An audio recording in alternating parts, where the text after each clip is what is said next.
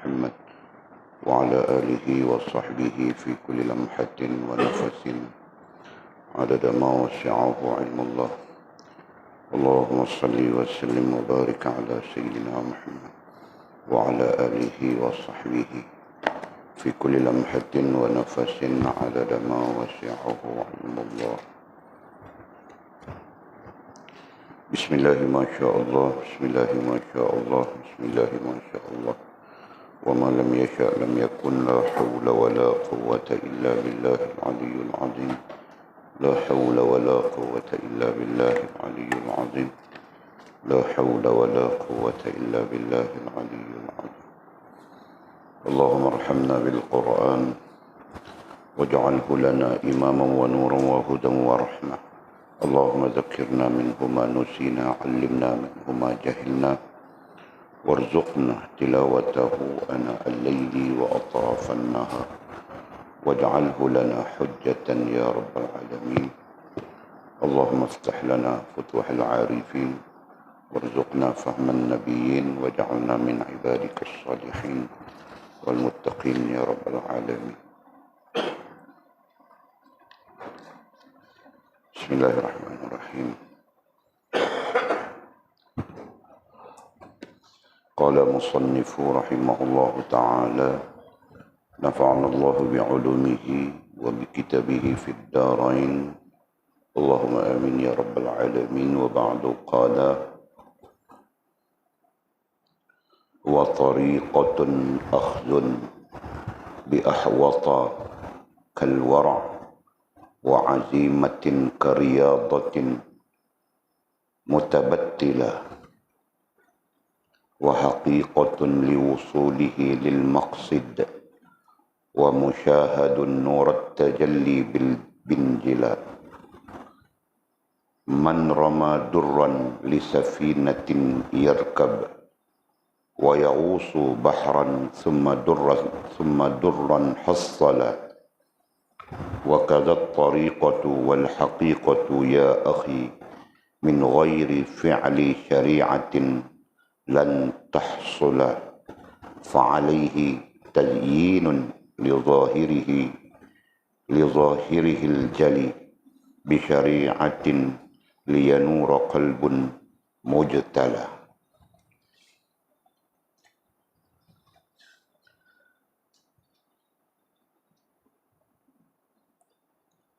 Tariqat adalah memegang agama Allah Subhanahu wa Ta'ala dengan sikap hati-hati, seperti wara, dan mengerjakan azimah, yakni sesuatu yang berat, seperti riyadhah, yakni melatih nafsu dengan beribadah. Kita sedang bercakap tentang syariat, tarikat, hakikat, ya kan? Dan kita sudah memberi tajuk tadi. Apa tajuknya? Syariat, tarikat, hakikat, ma'rifat. Kita bercakap 4, Musani bercakap 3 saja di sini. Apa tajuknya yang kita berikan? Rantau. Itu lama, itu tajuk lama. Ada tajuk baru ni saja kita kasih. Yang kau cakap itu tajuk lama dulu mula-mula ni. Kan? Nah, ada tajuk baru ini saja. Ketika kita bincang tentang ini, boleh tulis di situ.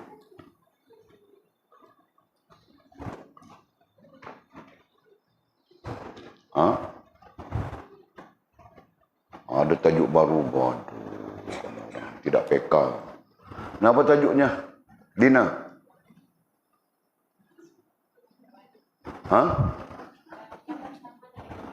Itu tajuk 10 tahun yang lalu. Tajuk di awal-awal, baru ini boleh tulis, boleh kasih tajuk baru, tajuk perkembangan. Tiada nota kah?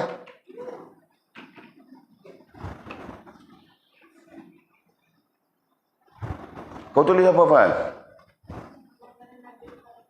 Hah?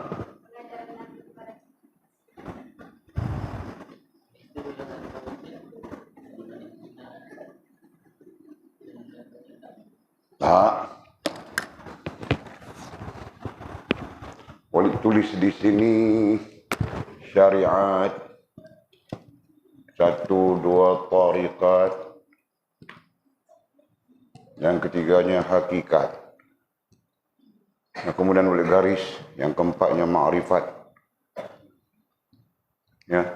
Nah, di sini boleh kasih satu tajuk sesuai dengan kita sedang bercakap sekarang.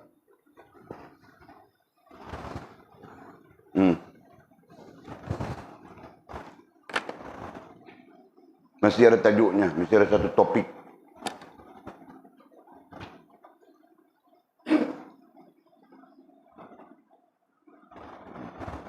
Nah, berarti kamu orang di situ kelalaian kamu orang mah bukan lalai Walid.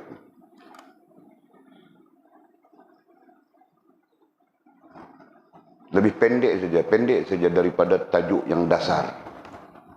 Nah, Nabi datang mengajar kita itu tajuk dasar, tahu kah? Nah, di atas tajuk dasar itu, di atas topik itu ada subtopiknya. Nah, Walid menggunakan subtopik itu. Tajuk kecil saja, pendek saja.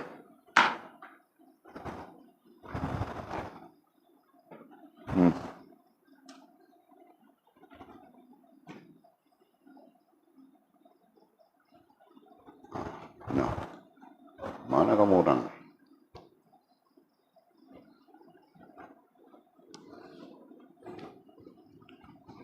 Walid tidak buat nota, Walid berdasarkan benda yang Walid cakap.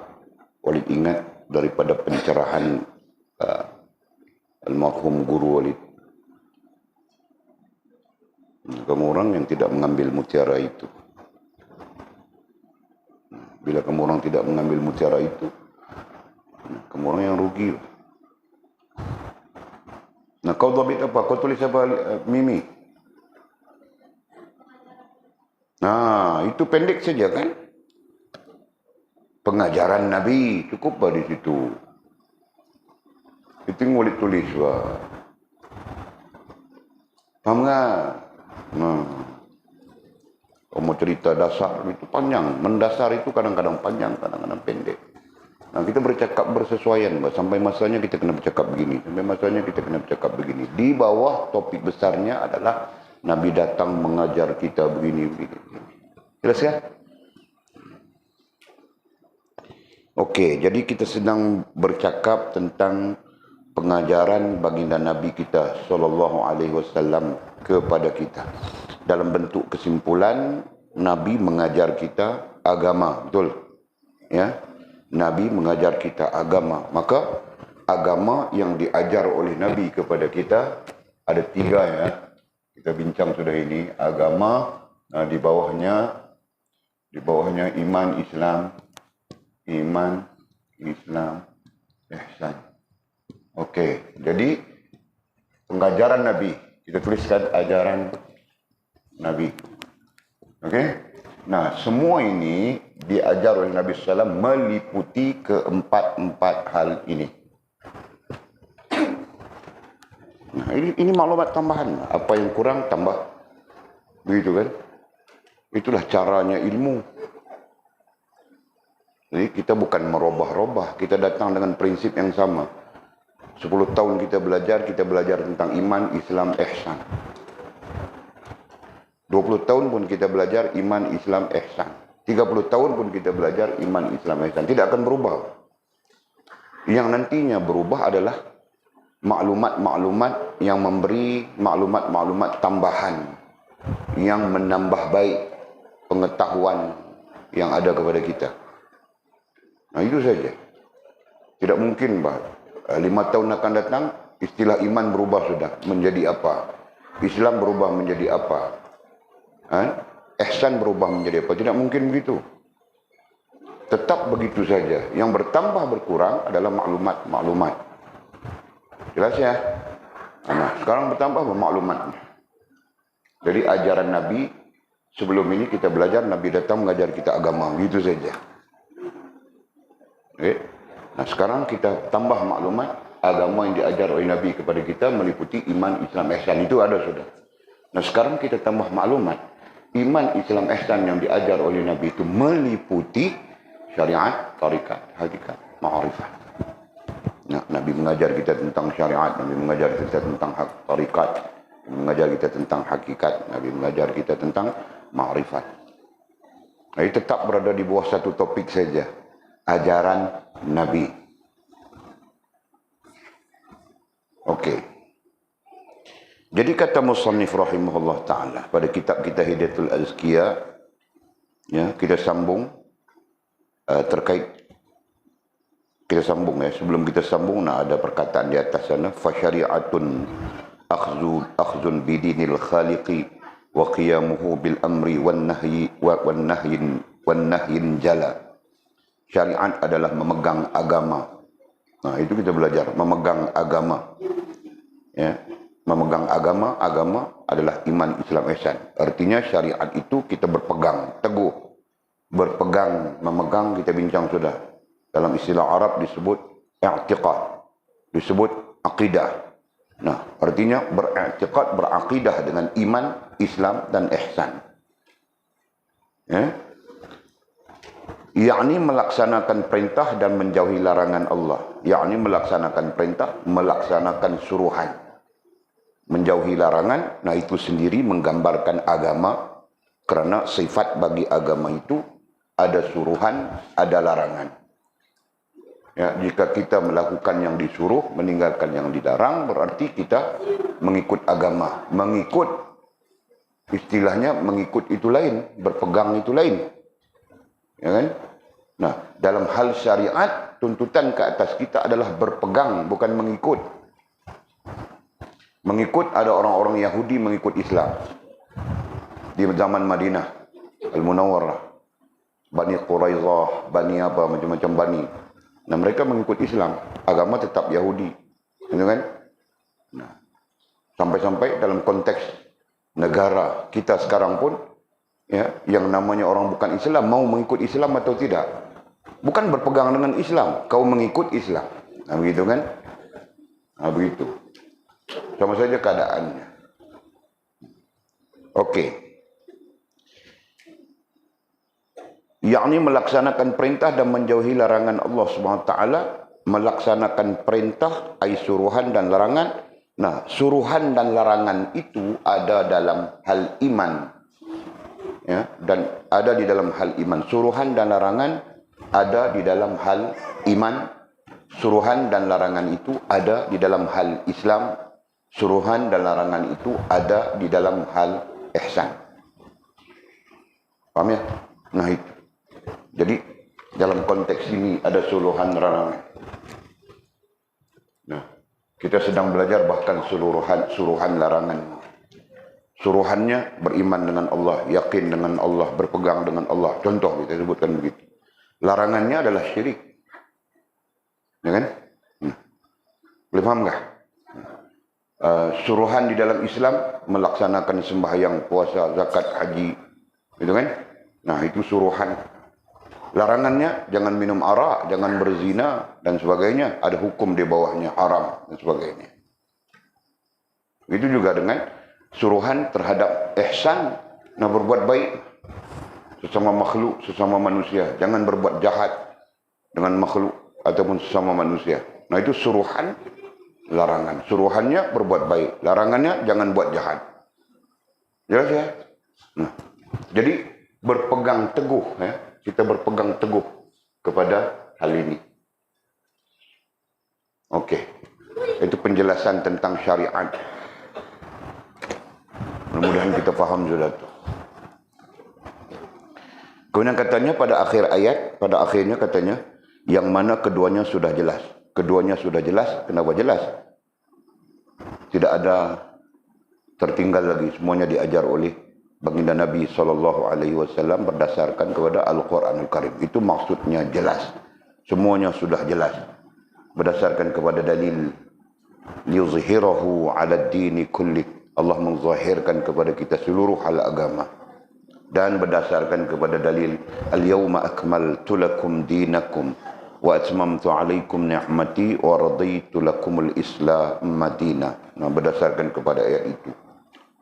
Jadi tidak ada yang tidak jelas. Semuanya jelas. Tinggal kita mau melaksanakan atau tidak mau melaksanakan saja. Ya, tinggal kita mau berpegang atau tidak mau berpegang saja. Nah, sampai-sampai apakah Islam tidak mempunyai sistem ekonominya sendiri? Islam ada apa sistem ekonominya sendiri? Kau mau berpegang atau tidak mau berpegang saja? Ya. Apakah Islam tidak mempunyai sistem sosialnya tersendiri? Ada apa sistem sosial Islam? Kau mau berpegang atau tidak mau berpegang saja? Apakah Islam tidak mempunyai undang-undang, sistem undang-undang? Ada apa sistem undang-undang Islam tersendiri? Tinggal umat mau berpegang atau tidak mau berpegang. Apakah Islam tidak mempunyai politiknya, sistem siasahnya tersendiri? Ada apa sistem siasahnya tersendiri? Tinggal umat mau berpegang atau tidak mau berpegang. Itu saja kan. Nah, demikian juga kerohanian. Sistem kerohanian kita. Nah, ini sistem kerohanian kita. Umat mau berpegang atau tidak mau berpegang. Itu saja. Nah, yang berpegang teguh dengan sistem kerohanian Islam, nah mereka akan berdiri sebagai mukminin, salihin, mukminin, muslimin, muhsinin. Yang tidak mau berpegang teguh kepada sistem kerohanian Islam, nah mereka menyalahi. Bukan mukminin, mungkin musyrikin, mungkin kafirin, gitu kan? Dan sebagainya. Oke?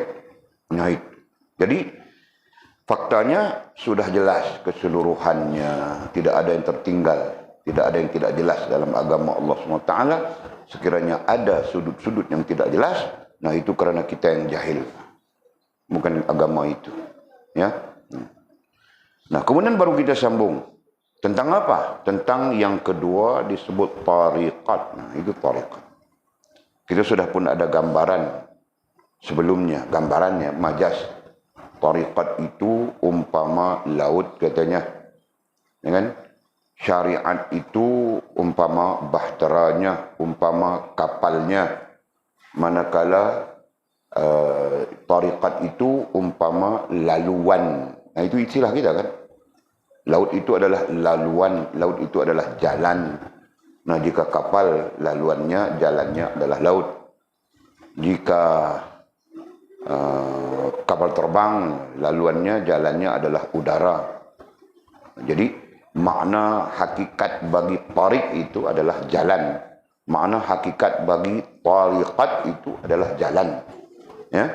Nah, jadi katanya tariqat adalah memegang agama Allah dengan sikap berhati-hati, dengan sikap hati-hati katanya. Nah, di sini sikap hati-hati. Kalau di sini apa?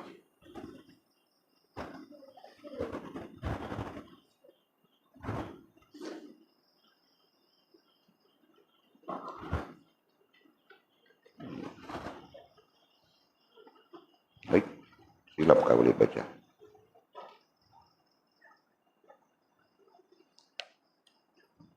Nah, betul. Oke. Di sini diterjemahkan dengan memegang agama dengan sikap hati-hati. Di sini diterjemahkan dengan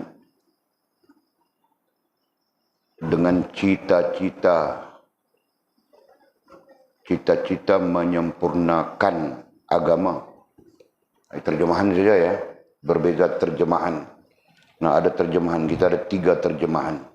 2 sama, 1 agak berbeza. Oke, kita pegang yang 1, yang 2 sama itu. Ya, dengan makna memegang agama dengan sikap hati-hati. Kita berpegang dengan itu. Ya, yang menjadi dasar bezanya adalah perkataan wara'. Wa tariqatun akhzun bi ahwata kal wara'. Itu yang menjadi perbezaan. Ya, satu terjemahan menerjemahkan wara' itu dengan berniat untuk mengikut agama, berpegang dengan agama secara sempurna. Nah, itu satu. Nah, jadikan itu sebagai pencerahan kepada apa yang sedang kita lihat. Ya. Oke. Jadi niat untuk berpegang dengan agama secara sempurna. Nah, itu boleh diterima juga kan?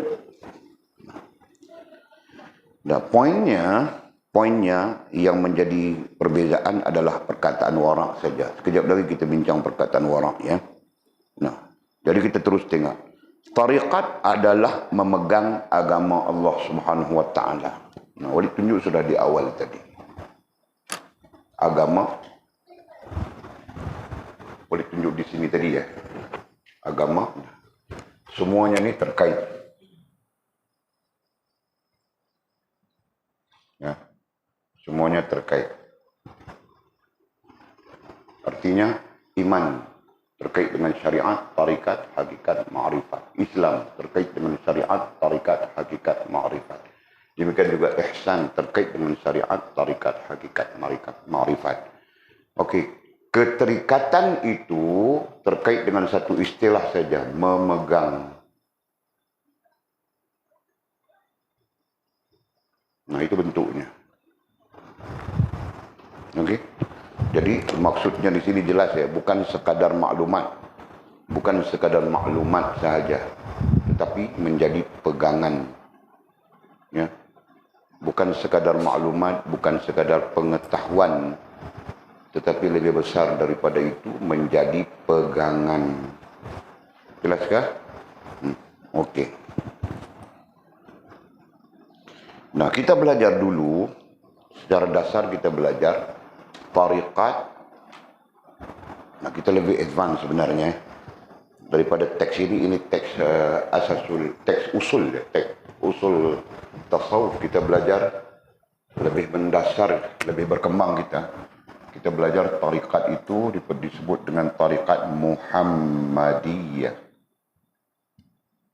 Betul kan? Betul kan?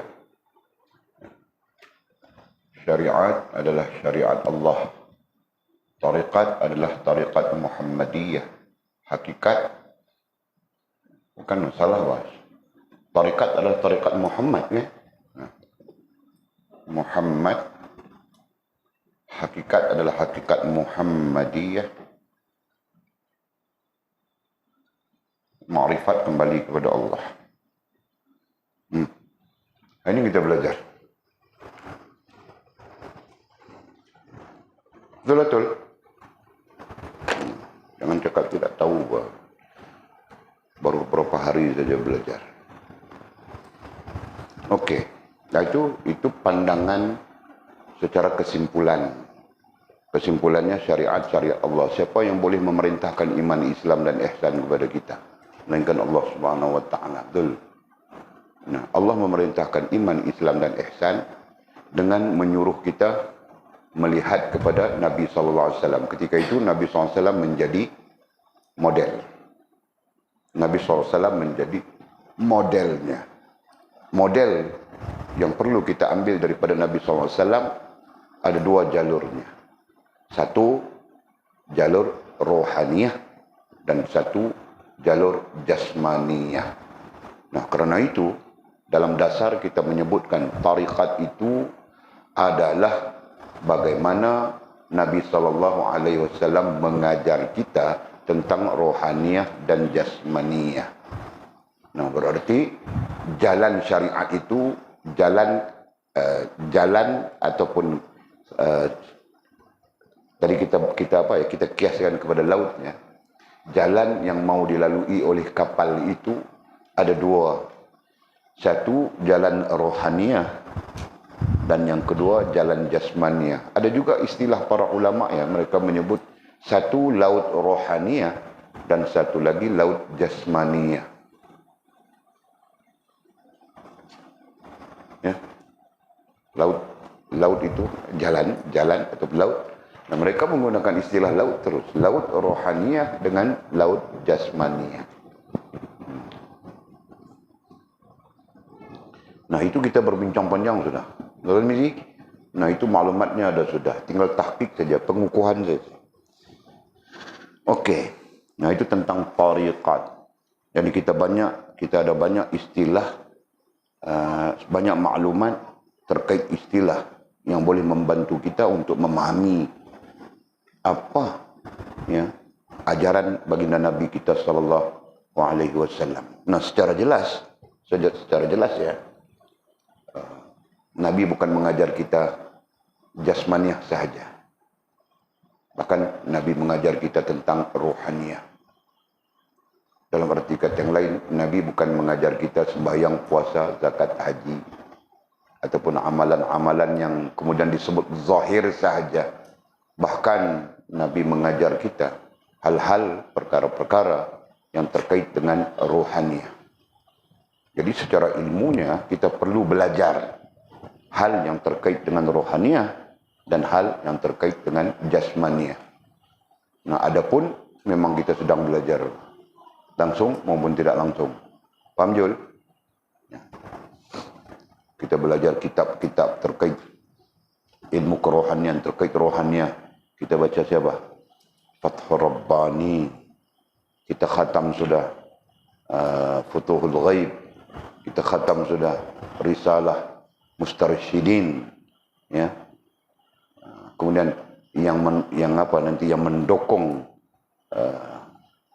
maklumat ataupun ilmu yang kita khatamkan itu, hadis-hadis berkenaan dengan asarul ma'asi, ya kan? Nah, itu mendukung.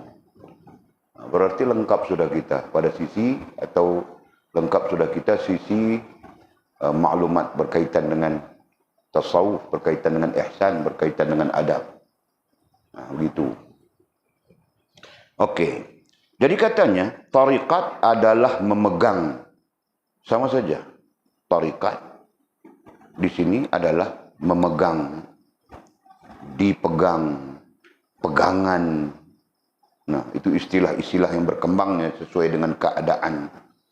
Yang pada istilah Arabnya kita sebut i'tiqad saja. Ataupun dalam bentuk jamaknya, pluralnya adalah aqidah. Ya. Jadi keadaannya, sifatnya adalah memegang, berpegang. Kepada apa? Kepada agama Allah Subhanahu wa taala.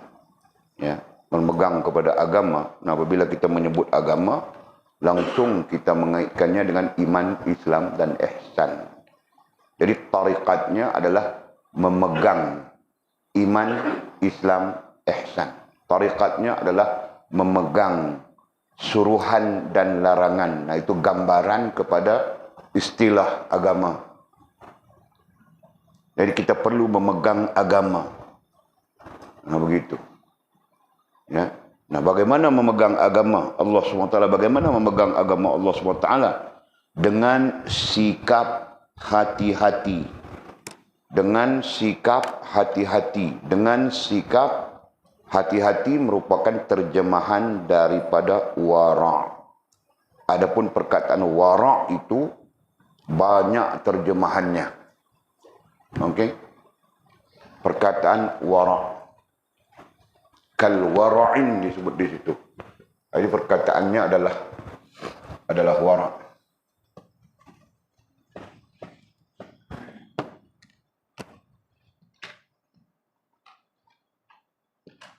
Okey. Itu perkataannya. Wara' ya, bukan K pun salah kalau kira dari segi ejaan ya. Ejaan Rumi, perkataannya adalah wara' dengan ain. Ada koma di atas, wara'. Nah, bacaan yang betul begitu. Selama mana kita sebut wara', berarti pecah. Wara' dengan ain. Nah, itu berarti banyak makna ya, tapi sekurang-kurangnya makna yang kita ada di sini dua saja. Satu, berhati-hati. Dan satu lagi, wara' itu dengan niat mengikut agama dengan sempurna, bla bla bla bla bla. Itu. Okey. Dan kita tambahkan satu niat yang agak yang lazim, niat yang lazim. Lagi satu makna, pemaknaan wara' adalah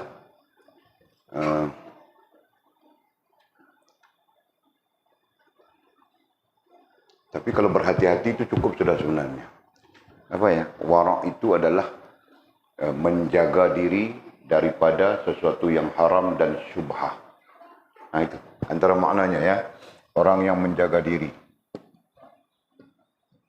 dari sesuatu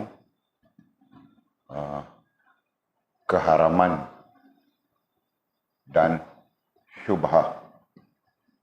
Nah, itu juga makna yang lazim dengan perkataan wara' yang banyak digunakan pakai. Nah, nanti kalau ditanya wara' itu maknanya apa? Nah, kamu orang perlu menjawab ya. Kurang-kurangnya 3 ini perlu diberikan jawaban. Okey. Tarikat adalah memegang agama Allah SWT dengan sikap hati-hati. Nah, adapun sikap hati-hati itu daripada perkataan wara'. Satu, hati-hati yang mendekati yang lebih kurang sama dengan sikap hati-hati ataupun makna perkataan wara' itu sendiri. Nah, ada 3 kita bagi di situ. Satu, hati-hati. Yang kedua apa tadi? Yang kedua adalah niat mengikut agama secara sempurna. Nah, itu termasuk ya berdasarkan kepada terjemahan lain. Dan yang ketiganya adalah menjaga diri daripada sesuatu yang diharamkan oleh Allah SWT dan sesuatu yang syubhah. Nah, di sana mungkin terkait dengan hati-hati saja, terkait dengan sikap berhati-hati. Nah, itu. Seperti katanya wara', kal wara'. Jadi wara' itu adalah satu sifat bagi sifat beragama yang perlu dipegang. Nah, itu maksudnya. Ya, wara' itu adalah satu sifat bagi sifat beragama yang perlu dipegang. Nah, apabila kita berpegang dengan agama, nah, tarikahnya adalah kita perlu berhati-hati. Nah, begitu. Jangan kita main apa? Main bedal. Nah, itu istilah. Main bedal saja. Ya, agama, ada orang menyebutnya agama menuntut kita berhati-hati, betul? Jadi termasuklah berhati-hati dalam soal apa? Dalam soal makan, minum, pakai kita. Ya, termasuk berhati-hati dalam soal keadaan kita. Nah, jadi kalau secara kesimpulannya berhati-hati terhadap apa? Berhati-hati terhadap 5 perkara yang kita sebutkan. Berhati-hati terhadap kerohanian. Ya, jangan sampai kita syirik, ya, nifak dan sebagainya. Faham tak? Berhati-hati terhadap soal sosialisasi. Ya. Jangan sampai kita bersosialisasi secara yang dimurkai oleh Allah SWT, diharamkan oleh agama dan sebagainya. Dalam soal ekonomi, nah pun kita perlu berhati-hati supaya kita tidak terjebak dengan sumber-sumber yang haram dan syubhah. Ya kan? Dalam soal undang-undang, nah kita pun perlu berhati-hati juga. Begitulah juga dalam soal politik, nah kita perlu berhati-hati. Kan? Jangan karena tangan kita, itu politik sudah, kempen sudah. Nanti umat ditimpa kemudaratan yang banyak, kemudaratan yang besar dan sebagainya. Asasnya adalah berhati-hati. Dan itu bagian daripada tariq yang diajar oleh baginda Nabi SAW. Dan ditunjukkan oleh baginda Nabi SAW. Nah, justru apa kaitannya? Apa kaitannya antara berhati-hati, ya, ataupun terjemahan kita daripada perkataan wara' seperti wara' kita sebutkan tadi kan. Apa kaitannya wara' ataupun berhati-hati itu maknanya dengan tariq, dengan tarikat itu. Nah, berhati-hati itu semestinya datang daripada rohaniahmu. Betul kan? Adapun melaksanakan ya, hal yang kita berhati-hati itu barulah dipanggil jasmania. Walid mau tunjukkan kepada kita tentang kaitan antara wara', ya, antara wara' dengan makna berhati-hati. Mau tunjuk itu. Jadi seperti kita belajar di dasar bahawa wara' itu adalah ajaran Nabi SAW kepada kita, jalan dalam beragama, ada rohaniah, ada jasmaniah. Betul? Nah, wara' itu sendiri sebagai gambaran, ya, sebagai gambaran untuk menunjukkan kepada kita dua hal yang berjalan, yang berlaku pada suatu-suatu keadaan. Ya, apa halnya rohaniah dan jasmaniah? Boleh paham di situ dulu. Ya. Nah, contoh mau makan kita. Makan ya. Mau makan. Kita keluar di mana-mana kita mau makan. Jadi berhati-hati ataupun warak terhadap makanan itu ada dua keadaannya. Satu keadaan jasmaniah, kau sendiri lihat makanan yang kau makan. Kan? Dan persekitaran yang menterjemahkan kepadamu makanan yang kau makan itu bagaimana, betul? Kan? Nah, satu sisi lagi adalah sisi rohaniah. Bagaimana rasa dan perasaanmu terhadap makanan itu. Faham tak? Nah, tetap dua sisi itu berlaku. Nah, ini terkait dengan apapun, termasuk kita berpakaian kah, berapa yang kita sebutkan tadi. Nah, semestinya begitu.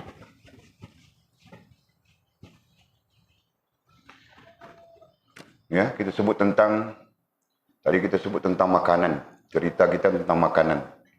Ya, nah makanan yang kita makan nantinya di sana akan ada dua sisi rasa ya, dua sisi kita. Satu sisi rohaniah. Nah, sisi rohaniah, nah itu kita panggil rasa, dengan rasa.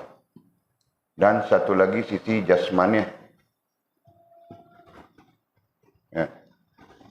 Nah, oleh itu J saja, ringkas ya. Satu sisi jasmaniah. Nah, sisi ini adalah sisi kita melihat dengan pandangan zahir kita.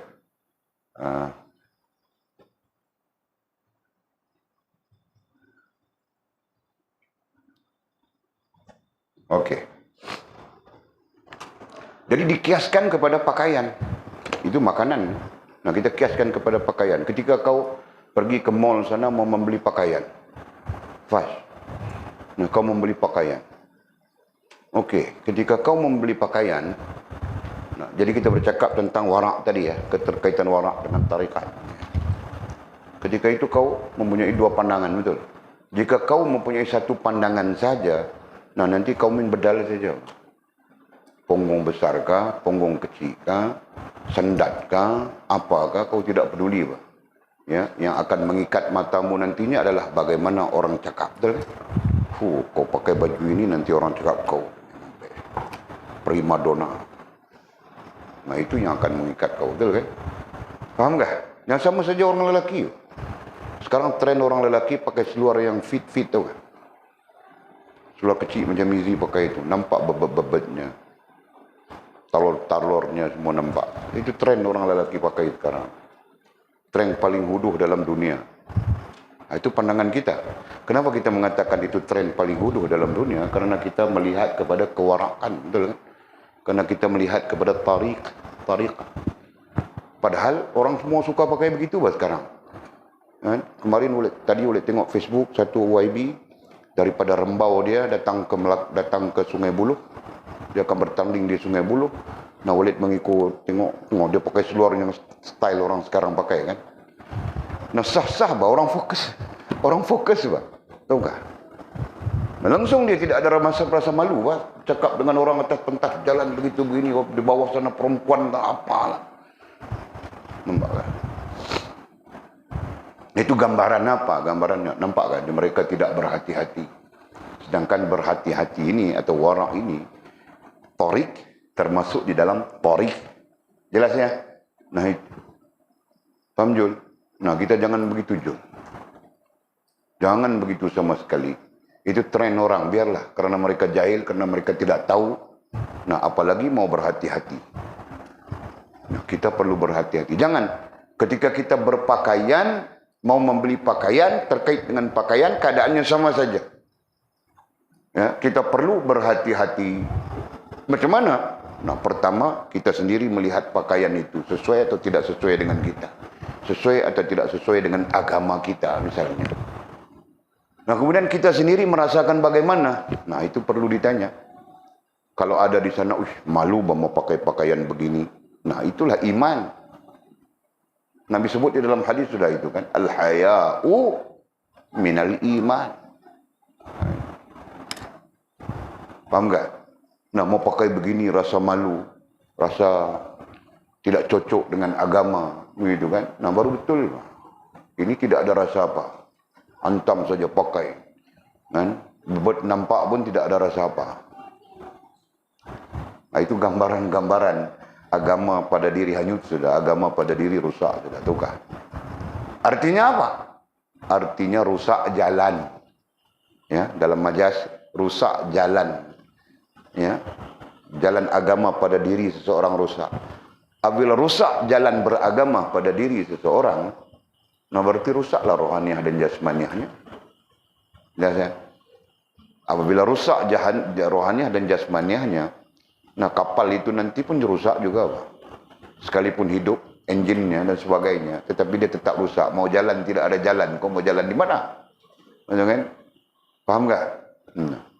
Dengan sendirinya syariat pada diri kita akan rusak. Paham ini? Nah, kamu boleh paham nggak? Hah? Paham betul?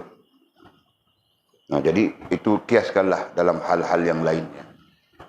Majas itu dikiaskan dalam hal-hal ini. Sama saja, kita sebut 5 perkara besar kita sebut. Dalam hal kerohanian pun sama saja. Ya. Jangan kita tidak ada rasa terkait dengan dua yang disebut tadi, jasmaniah kita, dan terkait dengan rohaniah kita. Hal rohaniah dan hal jasmaniah, nah itu mesti dilibatkan, ya, mesti berlaku di dalam semua hal, ya, dalam hidup kita ini. Nah itulah disebut sebagai warak. Bukan disebut sebagai warak, ya. Warak ke atas 2 hal itu. Begitu. Ya. Nah, perlu ada warak kepada kita. Warak inilah yang nantinya akan menjadikan 2 hal, rohaniah dan jasmaniah kita itu bagus.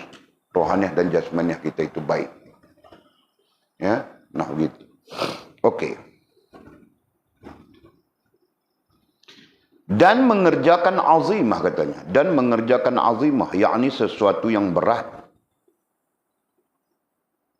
Ya, dan mengerjakan azimah. Mengerjakan ay melaksanakan ay menjalankan.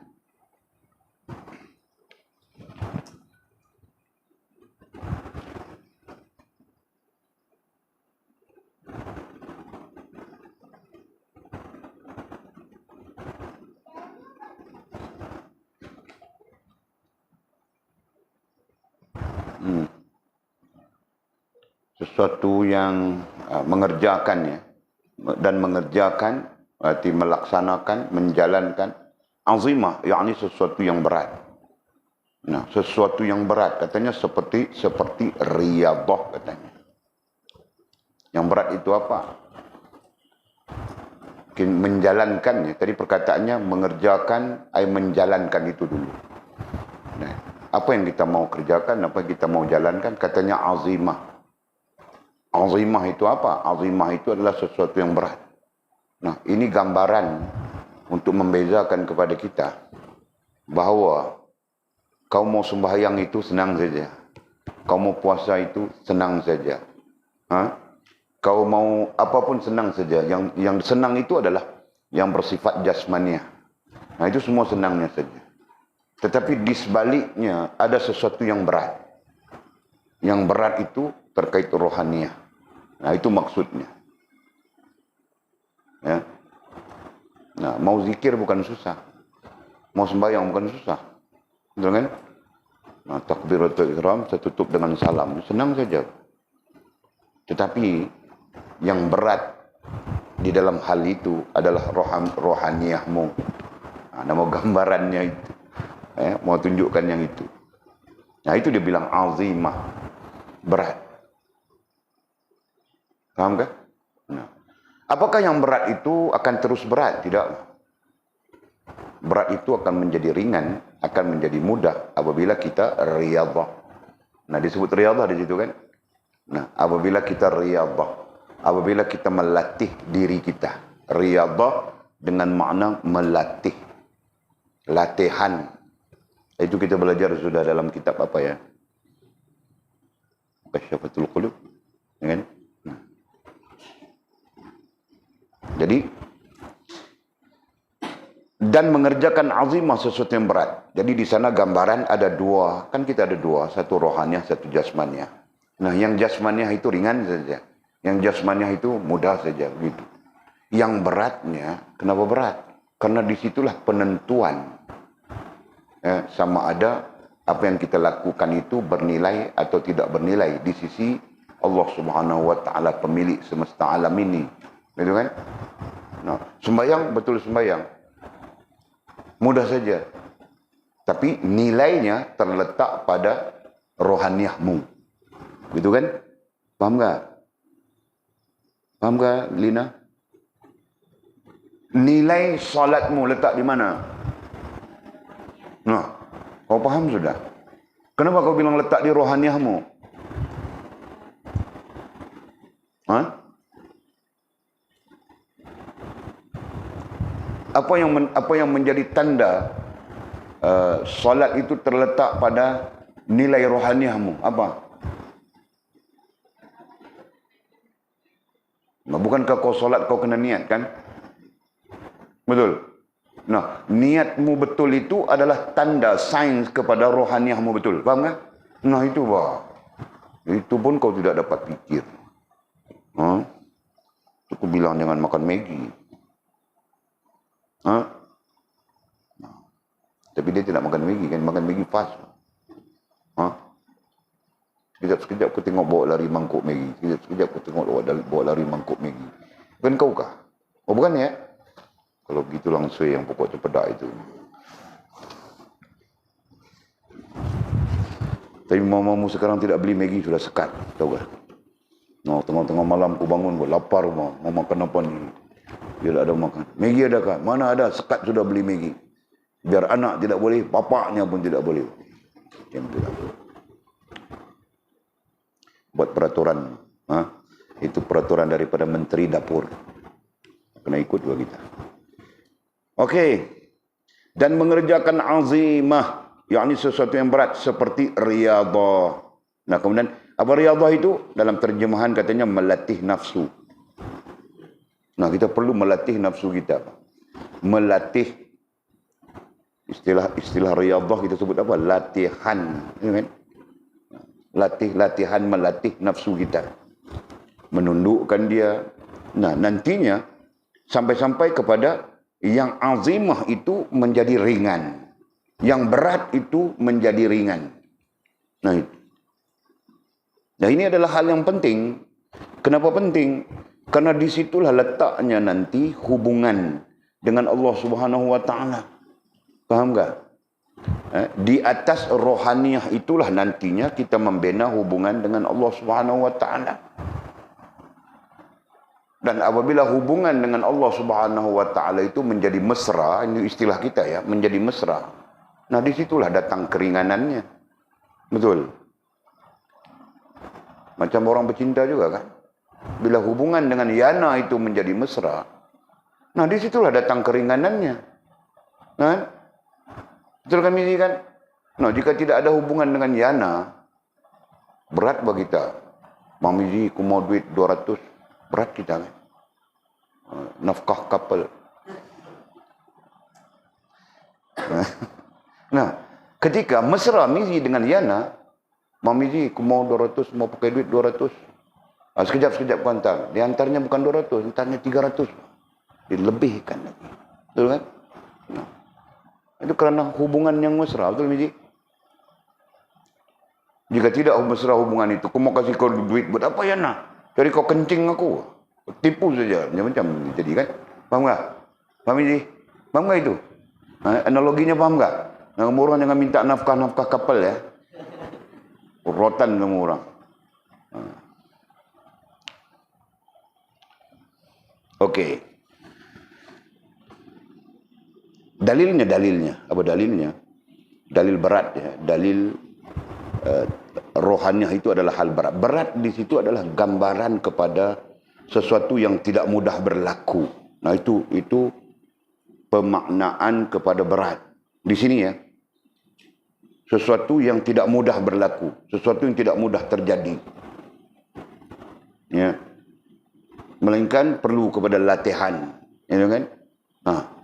Itu terkait rohaniah. Yang mudah terjadi, mungkin itu solat, itu jasmaniah. Jasmaniah itu mudah saja. Bahawa orang tidak pernah sembahyang Jumaat, dia datang sembahyang Jumaat boleh. Dia orang bercerita ada seorang di Bukit Lambau ini. Itu tidak pernah sembahyang, tidak pernah. Tapi satu hari dia datang sembahyang Jumaat. Nah, orang-orang perhati saja, dia tengok macam mana dia sembahyang. Dia tidak sembahyang, dia duduk. Lepas itu dia perhati orang sembahyang, dia tidak sembahyang. Ceritanya. Nah, Jumaat kali pertama, dia datang, dia lihat orang sembahyang, dia tidak sembahyang. Jumaat kali kedua dia datang, dia sembahyang. Sudah. Faham tak? Nah, berarti mudah saja dia mau melakukan hal jasmaniah itu. Tetapi, walaupun mudah, sempurna hal jasmaniah itu kau lakukan, belum tentu dia memberi nilai. Betul kan? Nah, melainkan sempurna hal jasmaniahmu dulu. Nah, itu gambaran. Nah, untuk menjadikan rohaniah kita, sempurna hal rohaniah kita, tadi silap sebut. Untuk menjadikan rohaniah kita itu sempurna, nah disitulah menuntut latihan. Faham ini? Nah, dalil yang kita sebutkan tadi apa? Allah menyebut sembahyang itu berat kecuali orang-orang yang khusyuk. Dengan sembahyang itu berat. Kecuali orang-orang yang khusyuk. Khusyuk itu adalah hubungan. Kita terjemah sudah, kita tafsir sudah, itu kan? Innaha lakabiratun wasta'inu bis sabri was salah wa innaha lakabiratun illa 'alal khashi'in. Sesungguhnya sembahyang itu berat. Illa melainkan 'alal khashi'in, orang-orang yang khusyuk. Nah, khusyuk itu sendiri maknanya adalah orang yang ada hubungan dengan Allah Subhanahu wa taala. Justru apabila ada hubungan dengan Allah, nah ketika itu menjadi ringan. Faham tak? Nah, mau membina hubungan itulah termasuk azimah. Termasuk hal yang berat, hal yang susah, ya, menuntut kita riyadhah, menuntut kita melatih dan sebagainya. Tidak boleh main hentam begitu saja. Nah, hidup main hentam saja. Nah, itu tidak akan membawa kita kepada kebaikan rohaniah kita. Jadi kebaikan rohaniah kita perlu kita latih, perlu kita bentuk dengan jalan-jalannya tersendiri. Ada kaedahnya, ada metodnya, ya, yang dikemukakan dalam ilmu kerohanian. Nah, begitu. Ya, tidak boleh main bedal saja. Paham tak, Pak? Nah, jadi padahal kalau kita lihat umat sekarang hidup main bedal saja. Mereka tidak peduli kepada hal-hal yang kita sebutkan di sini. Justru di mana akan ada betulnya, di mana akan ada benarnya. Ya? Jadi keadaan yang salah saja. Paham tak, Pak? Okey. Dan mengerjakan azimah, yakni sesuatu yang berat seperti riyadhah, yakni melatih nafsu dengan beribadah. Melatih nafsu, ya, disebut melatih nafsu kita. Ada latihan nafsu. Apabila ada latihan berarti ada metodnya.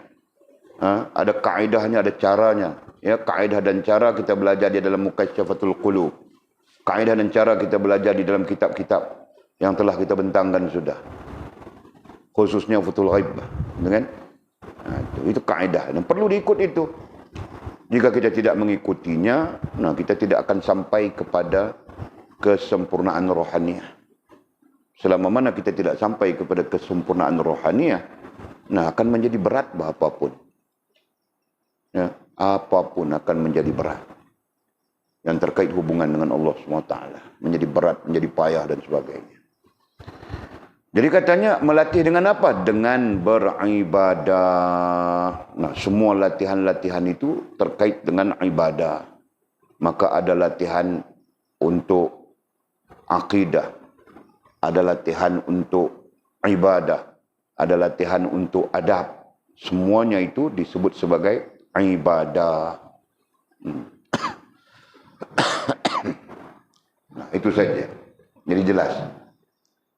Langsung tidak langsung, musannif dalam matan ini menggambarkan tentang rohaniah, tentang jasmaniah, perlu kepada latihan, perlu kepada riyadhah. Nah, musannif mau memberi gambaran itu kepada kita.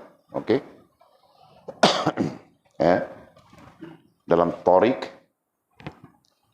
Nabi SAW ada dua jalan, ada dua hal di situ. Hal rohaniah dan hal jasmaniah. Hal rohaniah itu perlu dilihat sebagai sesuatu yang azimah, sesuatu yang berat dan menuntut kita supaya riyadhah.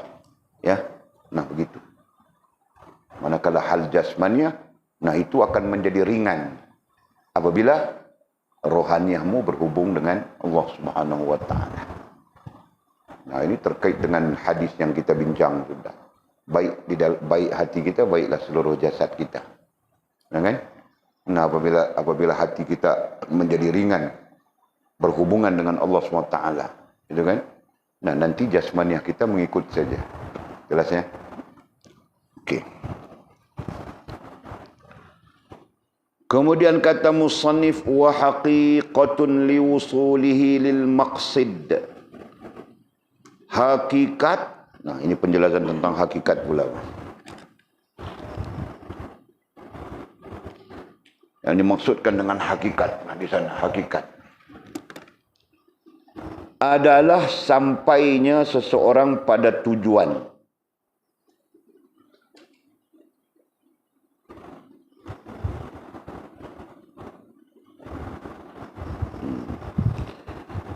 Hakikat adalah sampainya seseorang pada tujuan.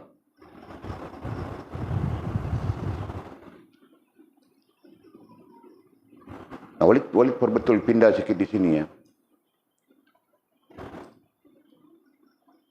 Hakikat adalah Walid mau gambarkan hakikat adalah sesuatu yang dicari. Mau gambarkan itu. Sedangkan ma'rifat adalah penemuan apa yang dicari. Jadi kamu orang tabik di situ dulu supaya kita tidak keliru dari segi pemaknaan.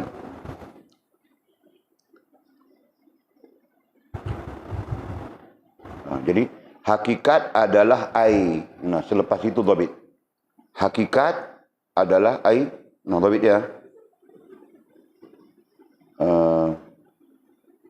Apa tadi boleh sebut? Sesuatu yang dicari ya. Nah, hakikat adalah sesuatu yang dicari.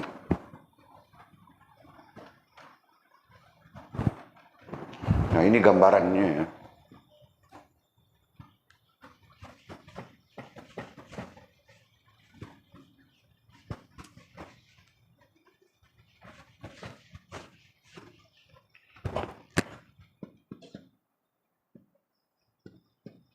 Hakikat adalah sesuatu yang dicari ya.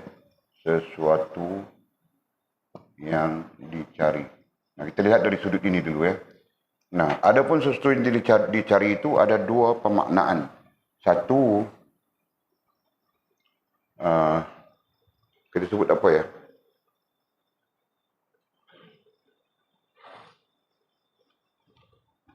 Makna keduanya adalah kesempurnaan. Kesempurnaan. Ya. Jadi makna pertamanya adalah mendapatkan. Nah, ini dua hal terkait dengan sesuatu yang dicari. Ya. Nah, sebagai contoh ya, manusia mencari kebahagiaan, betul? Nah, itu contoh, ya. Nah, ketika mereka mencari kebahagiaan, ada dua hal di situ. Satu, mendapatkan yang dicari, kemudian yang didapat itu sempurna. Boleh paham kah? Boleh paham kah maksudnya? Rantau mau hidupnya bahagia. Nah, ketika rantau mau hidupnya bahagia, pertama rantau akan berfikir untuk mendapatkan siapa yang akan berkongsi hidup dengannya untuk bahagia, betul? Nah, pertama, fikir mendapatkan. Yang kedua, fikir untuk kesempurnaan bahagia tadi, bahagian daripada kesempurnaan, betul kan? Nah, begitu.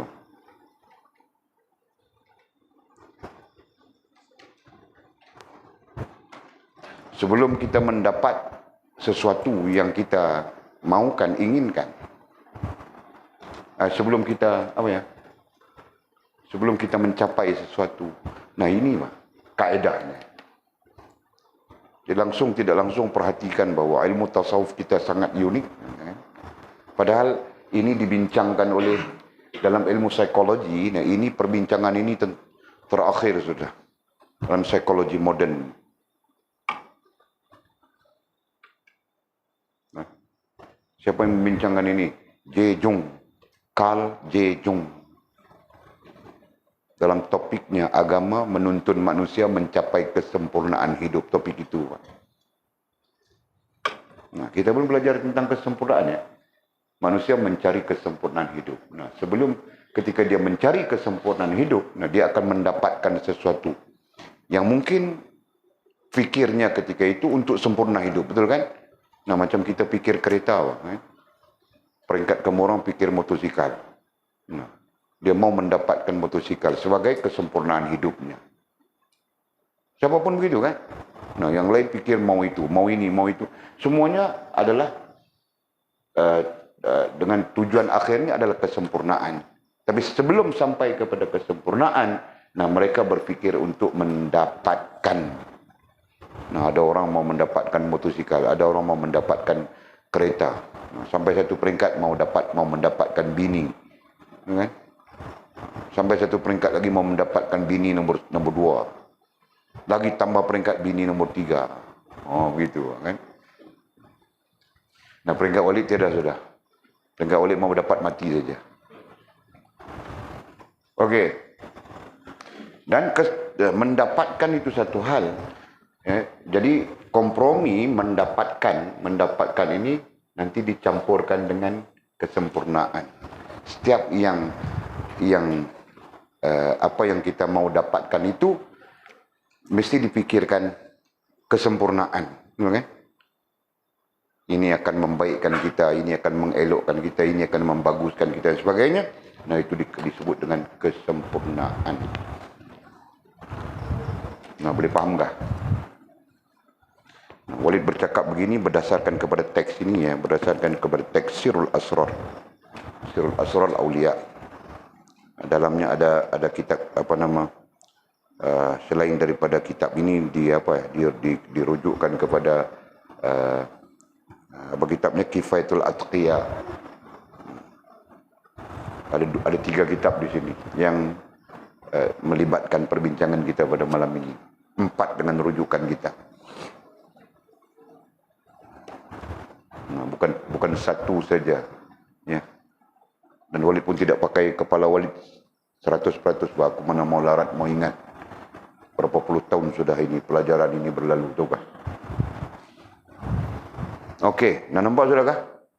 Sikit sebanyak ya. Faham Atul? Nah, Atul dia pun fikir, dari sekarang dia fikir sudah. Macam mana aku mau bahagia ke depan. Tentu kan Atul kan? Nah, ketika kita berfikir mau bahagia ke depan, kita mesti berfikir, ku mau mendapatkan seorang suami, nah begitu contoh. Kau mau bahagia dengan pokok cempedak belakang itu kah? Tidak kan? Nah, mesti mau berbahagia dengan seseorang, bah. Betul? Nah, jadi kau mula fikir sudah, bagaimana aku mau mendapatkan seorang suami? Jelaskah? Siapapun begitu, bah. Kau pun serupa, Faz kan? Tidak? Nah, kau jangan tipu Walid, bah. Dalam poket belakang Walid saja, tepi bontut saja kau tahu kah? Kentut saja, pop. Nah, kau bau sudah. Kami belajar, tanya Buya, semua itu. Nah, itu terkait dengan pelajaran rujukannya adalah Barat. Nah, Islam terlebih awal daripada itu. Nah, jadi Lina, kemetod kamu orang semua fikir, mesti aku perlu kepada seseorang. Nah, yang ku perlukan itu mesti kemetod juga kan? Nah, kemetod, jika tidak kemetod macam mana? Sesuai dengan kamu orang kemetod semuanya. Okey. Nah, jadi fikir. Lina pun fikir. Kan? Nah, dia pun sambil berdoa, ya Allah, berikanlah aku seorang suami yang baik, gitu kan, nantinya. Dia bukan sekarang, mah. Nantinya dia berdoa begitu. nantinya nanti. Nah, begitu kepalanya pikir bagaimana mau mendapatkan. Nah, jadi mendapatkan itu satu hal, tetapi jauh di fikirannya itu adalah bagaimana dia mendapat hidup yang bahagia, betul kan? Nah, begitu semua orang. Hal ini bukan kau saja, semua orang mah. Cuma sedar dengan tidak sedar, strukturnya begitu. Nah, hakikat itu adalah gabungan di antara struktur yang kita sebutkan tadi. Kan? Sesuatu yang kita mahu dan sesuatu yang kita mahu itu kita sebut dalam istilah kita bagaimana mendapatkannya, dan nanti apabila kita dapat, kita mencapai kesempurnaan. Nah, itu ada di dalam hakikat. Jelas ya? Nah, jadi seolah-olah kita mau satu yang mahal, kita mau sebuah kereta, seolah-olahnya begitu. Ya kan? Jadi duduk di rumah, kereta itu ada di showroom, tapi kepala kita sudah dapatkan dia. Aku nanti naik kereta itu begini, bawa begini, selisih dengan awet lama. Nah, semua gambaran-gambaran itu ada sudah. Faham tak? Nah, ini. Ya, paham ini? Nah, jadi sebab itu dalam majas-majas klasik, ya, kiasan-kiasan klasik, hakikat itu adalah tujuan pencarian katanya. Ya, kau mencari apa? Kan? Manakala ma'rifat itu adalah engkau menemui apa yang kau cari. Jelas ya? Nah, katakan orang menggunakan kapal atau apa di lautan, menggunakan kapal, jalannya laut, ya. Kemudian hakikat di sana adalah dia sedang mencari mutiara atau dia sedang mencari harta karun kapal-kapal yang tenggelam. Paham tak? Nah, ketika dia berhakikat dengan mencari harta karun, dia membayangkan sudah. Dalam kapal itu ada banyak ini, sekiranya aku dapat banyak ini di dalam kapal itu, aku akan menjadi kaya raya. Ini itu ada gambarannya sudah. Paham, Jul? Nah, kemudian mereka menyelam, mencari, nah akhirnya mereka menemui peti-peti harta karun itu. Nah, itulah ma'rifat. Ya. Nah, majas itu membantu kita untuk memahami konsep yang sedang kita bincang, ya, konsep tarikat, hakikat, syariat, tarikat, hakikat, ma'rifat. Nah, okey, jadi katanya hakikat adalah, kita sebut ainnya tadi sudah kan. Nah, apa dhabit mujul? Nah, sesuatu yang dicari. Okey. Kemudian baru kita sambung dan sampainya. Begitu. Sesuatu yang dicari, hakikat adalah sesuatu yang dicari dan sampainya seseorang pada tujuan. Jadi teks itu baru stable. Jadi hakikat itu adalah sesuatu yang dicari, apa yang dia cari, dan sampai kepada tujuan. Nah, belum tujuannya, ya, sampai kepada tujuan. Berarti sampai dia di lokasi harta karun itu. Sampai itu dah. Ma'rifat nanti dia ambil dengan tangannya. Dia pegang dengan tangannya, baru itu ma'rifat. Jelas ya?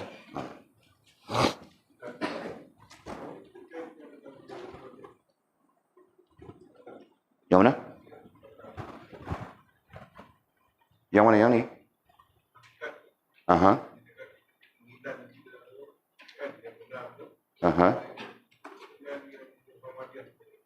Oh, yang ni semua benda-benda ni. Ada semua benda ni gambaran kesimpulan. Gambaran kepada kesimpulan. Jadi kita simpulkan syariat ini adalah daripada Allah Subhanahu Wa Taala langsung. Kita simpul begitu je. Okay? Jadi syariat itu yang dikatakan syariat itu daripada Allah. Muktamadnya begitu. Pasal apa? Pasal Nabi pun bawa mai kepada kita apa yang disuruh, diperintah oleh Allah SWT. Gitu kan? Okey, yang ni disebut tarikat Muhammad. Kenapa disebut tarikat Muhammad? Pasal kita disuruh ikut Nabi. Kan? Bila suruh ikut Nabi, Nabi pula menunjukkan kepada kita dua hal. Rohaniah dan jasmaniah. Nabi bukan mai tunjuk kepada kita jasmaniah saja. Sampai-sampai kita beranalogi, kalau Nabi mai tunjuk dekat kita jasmaniah saja, tak ada siapa pun nak kacau Nabi di Makkah Mukarramah. Kan? Kalau Nabi mai nak tunjuk kita nak semayang saja, nak puasa saja, tak ada siapa nak kacau Nabi, nak halang Nabi. Tapi Nabi mai kita tunjuk lebih daripada itu. Sampai-sampai masyarakat ketika itu menentang Nabi.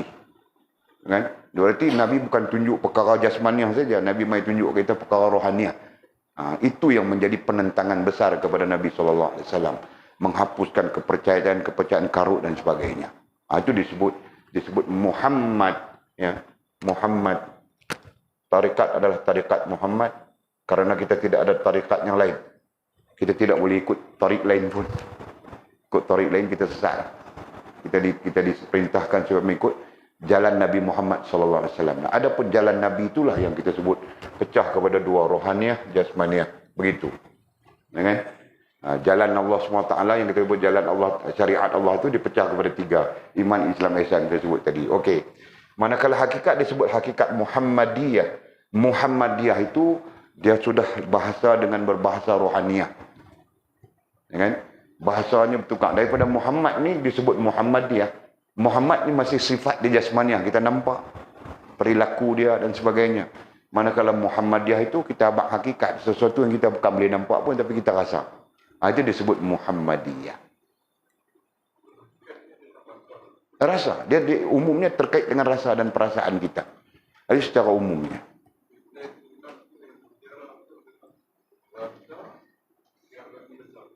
Yes. Jadi kita kait dengan Nabi itu nanti dalam konteks syariat Allah SWT, ya, dalam konteks agama kita kaitkan dengan Nabi. Tapi secara umumnya terkait dengan psikologi kita.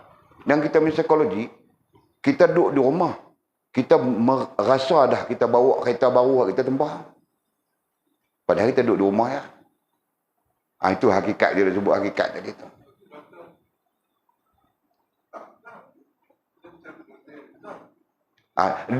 Itulah yang kita sebut tadi ni, saya dah sebut tadi ni. Ketika kita mendapatkan, ketika gabung dengan ni baru kita panggil kesempurnaan. Sempurna itulah benar. Bila kita duduk dalam kereta bawa sendiri, itu sempurna lah. Ni baru duduk angan-angan ni. Itu kita kait dengan rasa. Boleh faham tak? Kan? Yes. Yeah. Yes. Yes. Abang Haji sebut dua bahagian Azad kan. Now saya tunjuk yang kata dua bahagian. Abang Haji terlanjur sebut. Saya sebut dulu. Benda ni kita sebut dah. Cuma ingat tak ingat. Nah, apabila kita menyebut begini. Ya. Apabila kita menyebut, kita bahagikan syariat, tarikat, hakikat ni. Yang ni langsung tidak langsung sifat dia masih jasmaniah. Yang ni langsung tidak langsung sifatnya adalah rohaniah. Nah, Abang Haji sebut dua bahagian tadi kan. Inilah dua bahagian dia. Jadi, hakikat dengan ma'rifat ni hal rohaniah. Jadi, kita meletakkan hal rohaniah ini dengan dasar dia adalah rasa. Betul? Jadi, langsung tidak langsung kita nampak hakikat itu pun terkait dengan rasa kita lah. Cuma hak ni rasa mendapatkan. Yang ni rasa memiliki. Itu berbeza. Kih mutiara tadi kan. Kih mutiara. Kih mutiara tak salah. Mutiara ni klasik sangat. Kih kereta tadi Di sini rasa nak sebuah kereta. Dalam rasa itu ada lagi rasa. Rasa syok. Rasa hebat. Rasa itu. Macam-macam rasa ada dalam rasa itu. Kemudian bila kita memiliki kereta yang kita nak tadi ini. Kita rasa tadi ini. Di situlah rasa kesempurnaan. Boleh faham betul. Macam itulah. Sopangan kita nak buat kuih. Sebelum buat kuih lagi, duk rasa sedap lah. Sedap bau. Belum buat lagi, rasa sedap dah. Betul kan? Tu. Jadi beza. Boleh nampak sampai di sini? Benar ni?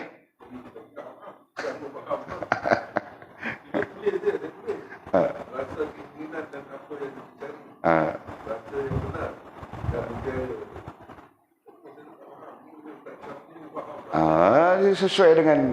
sesuai dengan keadaan kita lah.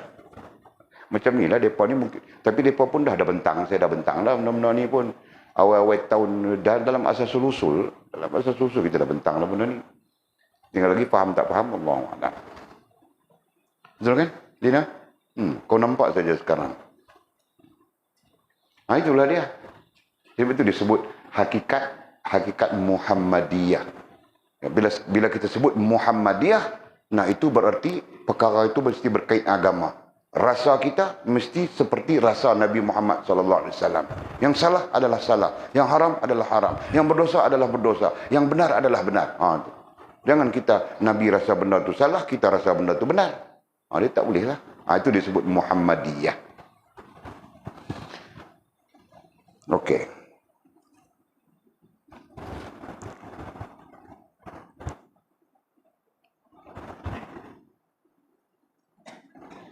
Hakikat adalah apa tadi? Sesuatu yang dicari, sesuatu yang dicari dan sampainya seseorang pada tujuan. Nah, itu pemaknaan. Jadi, sesuatu yang dicari dan sampai seseorang pada tujuan. Sampai pada tujuan itu nanti secara umumnya disebut ma'rifah, ya. Sampai kepada tujuan berarti seolah-olah kita kalau kereta, kita naik di dalam kereta itu, kita yang memandu kereta itu, dan kereta itu nama kita sendiri. Faham kah? Nah, itu seolah-olahnya. Okey. Jadi musannif dalam konteks ini mungkin dia memasukkan ma'rifat dalam cerita ataupun hal ma'rifat itu dikaitkan dengan hakikat langsung. Mungkin begitu, ya kan? Karena dua-dua terkait rohaniah. Hakikat dan ma'rifat itu terkait dengan rohaniah. Begitu kan? Hakikat adalah keinginan, rohaniah adalah sesuatu yang kita mencapai, sesuatu yang kita inginkan. Nah, itu perbezaan. Okey. Kemudian katanya, dan hatinya wa musyahadun nurat tajalli bin jila. Ya. Dan hatinya, ini perkataannya musyahadah. Musyahadah artinya pandangan akal. Betul kan? Mukasyafah artinya pandangan hati. Nah, kita jauh ke depan sudah sebenarnya. Di sini dia mengatakan wa musyahadun dan hatinya. Nah, itu menjadi kebiasaan dalam konteks para ulama kerohanian. Keseluruhannya disebut hati saja. Betul kan? Walaupun ada sisi yang berbeza. Jadi dia sebut hati di sini. Jadi kamu orang boleh dhabit sajalah. Wa musyahadun dan pandangan akal, dhabitkan saja. Supaya nanti kita advance sudah ya. Ini usul. Yang boleh sebut sudah pada kamu orang sebelum mengaji yang lain, sepatutnya kita belajar ini dulu. Nah, karena ketika itu boleh tercari-cari di mana mau dapat kitab ini, di mana mau dapat kitab ini, susah. Kan? Nah, kitab ini kita dapat lewat, berarti kita mengaji lewat. Sepatutnya ini kita belajar dulu. Kan? Nah, jadi jangan terkejut, kita advance sudah. Kita jauh ke depan. Faham, Fas? Faham tak? Nah, melainkan Fas, kalau kau tidak faham yang Walid ajar jauh ke depan, nah inilah asas penting bagi kau. Jelas ya?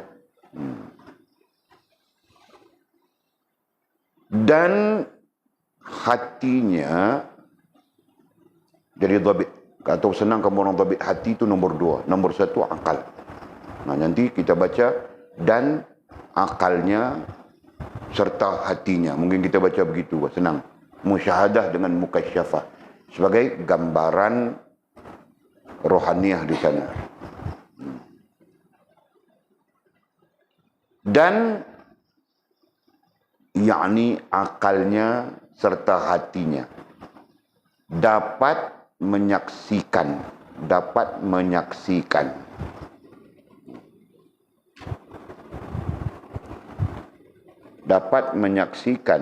dengan sempurna cahaya Tuhan yang tersingkap. Ini susah mau tafsir ni, sekejap ya. Dan musyahadah berarti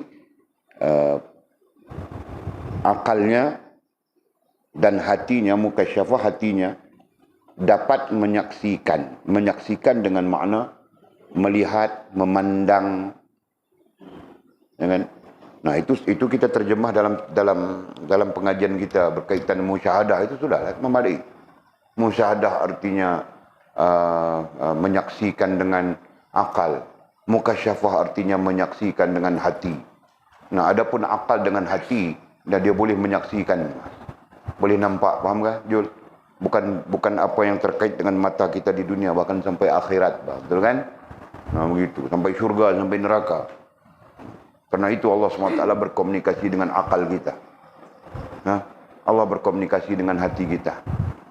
Jika tidak, mana mungkin Allah menceritakan tentang syurga, tentang neraka di dalam Al-Quran. Betul, Jul? Nah, Allah cerita tentang syurga di dalam Al-Quran. Apa? وَبَشِّرِ الَّذِينَ آمَنُوا وَعَمِلُوا الصَّالِحَاتِ أَنَّ لَهُمْ جَنَّاتٍ تَجْرِي مِنْ تَحْتِهَا الْأَنْهَارِ. Tentang syurga, tentang sifatnya syurga. Di sana ada sungai-sungai yang mengalir begitu begini, begitu begini. Nah, mana kita pernah nampak? Tetapi hati kita mampu menanggapnya, betul? Nah itu. Jelas ya? Allah cerita tentang bidadari dalam surga. Lebih cantik dari perempuan-perempuan dunia. Nah, Mizi. Mereka adalah kaum yang Allah ciptakan suci bersih. Nah, Allah yang menyebut begitu, bah. Nah, berarti yang dunia ini kadang-kadang ada masalahnya juga, bah. Kentut busuk. Betul kan? Kalau dia makan patai, nah, bilik air kau bau patai saja. Betul kan? Allah menceritakan perempuan, sifatnya adalah perempuan di dalam surga itu mutahharah, suci bersih dia. Sampai-sampai ulama tafsir dalam penafsiran berdasarkan kepada hadis mengatakan sentiasa wangi saja. Tahu tak? Najul. Betul kan ini? Faham tak? Nah, jadi kita mau kalang kabut apa dunia ini? Nah, itu musyahadah. Jadi musyahadah dengan mukasyafah ini dapat menyaksikan, dengan maksud dapat melihat atau nampak. Ya. Nah, ini satu persoalan dalam hal kerohanian. Apakah kita melihat dan nampak kebesaran Allah Subhanahu wa taala? Nah, itu contoh paling mudah, soalan paling mudah. Ya. Apakah kita, perkataannya menyaksikan, dengan maksud musyahadah dengan mukasyafah, nampak dengan akal, nampak dengan hati. Ya, apa kebesaran Allah Subhanahu wa taala? Itu pertanyaannya. Ya? Nah, sekiranya kita sendiri tidak nampak kebesaran Allah Subhanahu wa taala, nah berarti kita masih buta berakal, masih buta berhati. Jelas ya? Nah itu. Nah, jangan kita nampak ada dua bentuk nampak seperti mana kita advance, kita ke depan sudah berbincang. Satu nampak dengan akal, satu nampak dengan hati. Nampak dengan akal tidak konsisten, tapi nampak dengan hati itulah muktamad. Faham tak? Jelas ya? Nah, jadi persoalan yang kita bangkitkan tadi membantu kita. Apakah kita melihat kebesaran Allah Subhanahu wa taala? Sebagai contoh, ya kan? Nah, itu kita tanya diri kita lah. Tidak perlu kepada jawaban, kita tanya diri kita, apakah kita melihat, apakah kita nampak? Nah, Walid sedang bercakap tentang perkataan menyaksikan. Ya, oke. Jadi katanya dengan sempurna menyaksikan, dengan sempurna cahaya Tuhan yang tersingkap.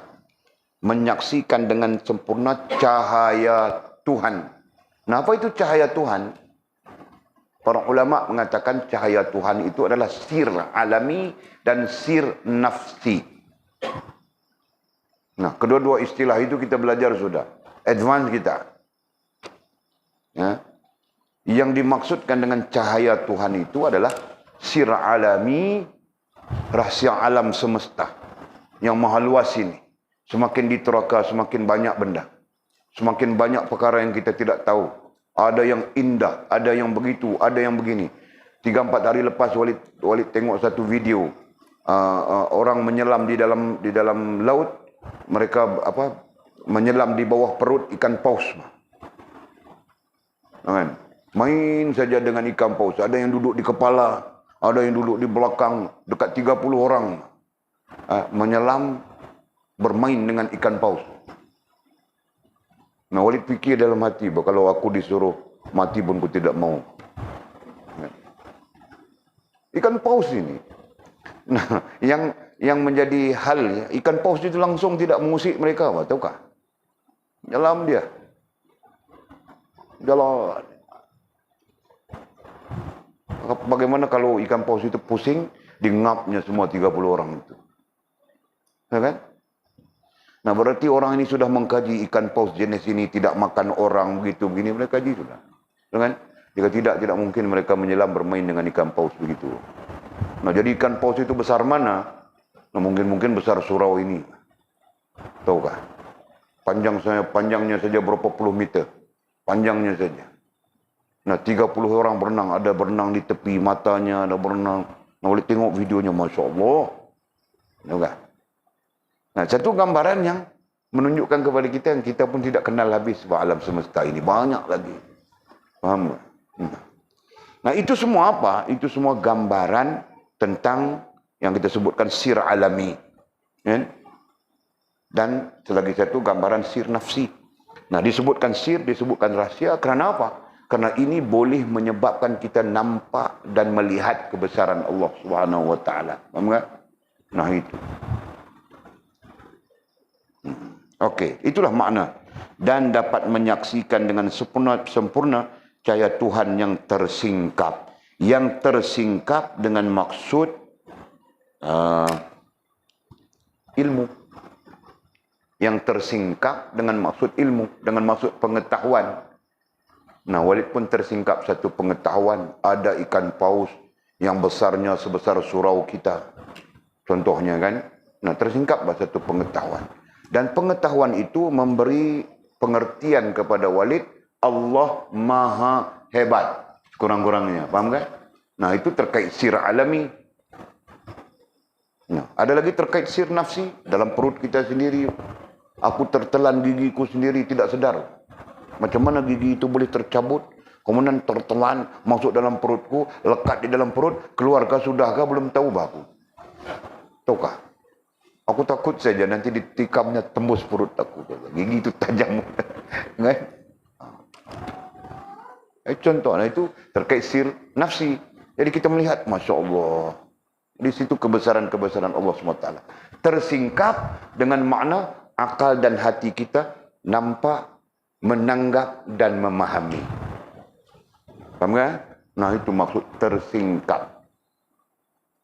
Ya. Nampak. Istilahnya menyaksikan tadi ya. Nampak. Apa lagi? Nampak. Memahami nombor 3. Ada 3 di situ. Apa dia tadi? Nampak, menanggap dan memahami. Nah, 3 hal. Jadi perkataannya menyaksikan ya. Menyaksikan. Ini terkait musyahadah, mukasyafah ya. Jadi ada 3 hal di situ. 1, nampak. Yang kita sebut menyaksikan. Kedua, menanggap. Menanggap. Dan ketiga, memahami. Nah.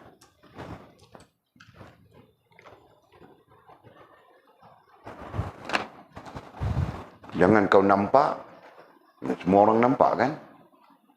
Tapi tidak boleh menanggap. Nah, menanggap ini terkait dengan kecerdasan. Okey? Nampak satu hal, menanggap itu terkait dengan kecerdasan. Itu terkait isu mamamu sedang menulis sekarang. Kecerdasan. Okey? Beramai orang nampak tetapi tidak boleh menanggap. Ya. Sedangkan kita diajar supaya nampak, menanggap dan memahami. Ya. Dan akhirnya selepas memahami itu menghubungkan kita dengan kebesaran, keagungan, kehebatan Allah Subhanahu Wa Taala. Nah, begitu. Okey? Nah, kita berhenti di situ dulu kemudian kata musannif wallahu a'lam. Bismillahirrahmanirrahim. Qala musannifu rahimahullahu taala nafa'ana Allahu bi'ulumihi wa bi kitabihi fid dharain. Allahumma amin ya rabbal alamin.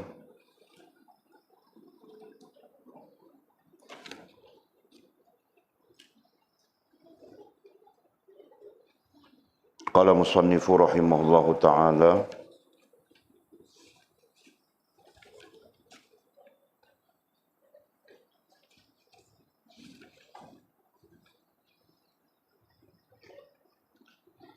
Alhamdulillahi ala silatihi thumma salamullahi ma'a salatih ala nabi jaa bit tauhid wa qad khalad dinu anit tauhid. Ni malam ni kita baru mula baca kan? Lepas kita baca belum kan? Lepas kita introduction saja. Okey. Kata musannif rahimahullah ta'ala, musannif ay Syekh Ibrahim Laqani rahimahullah ta'ala, salah seorang ulama besar dalam ahli sunnah wal jamaah dan pernah menjadi Syekhul Azhar pada kerajaan selepas kerajaan Fatimiyah, ya, dah betul Abbasiyah. Namanya Syekh Ibrahim Laqani. Nanti cari ya sejarahnya kalau rajin. Nanti kita masukkan kita internet kita yang tercanggih. Kita ada server sendiri. Boya yang canggih punya kita masukkan. Amerika pun kalah dengan kita. Okey. Nah, namanya adalah Syekh Ibrahim Laqani. Jadi berkata musannif, nama musannifnya ai Syekh Ibrahim Laqani rahimahullah taala. Jadi tidak perlu kamu orang dengar dan tabit poin saja ya. Yang mana poin nanti boleh cakap. Jadi ini mukaddimahnya. Katanya segala puji bagi Allah atas pemberiannya. Selawat serta salam. Semoga tercurahkan kepada seorang Nabi yang datang membawa tauhid. Padahal sungguh agama sunyi daripada tauhid. Nah, sekadar itu kita bercakap sudah. Ya, Nabi datang membawa tauhid. Itu poin penting. Nabi datang membawa tauhid. Sampai-sampai seruan Nabi dipanggil seruan tauhid. Dakwah Nabi dipanggil dakwah tauhid. Kan? Nah, istilahnya adalah tauhid, tauhid, tauhid. Jadi tentang tauhid ini kita belajar sudah betul. Yaitu tauhid adalah satu ataupun kesatuan iman, Islam dan ihsan.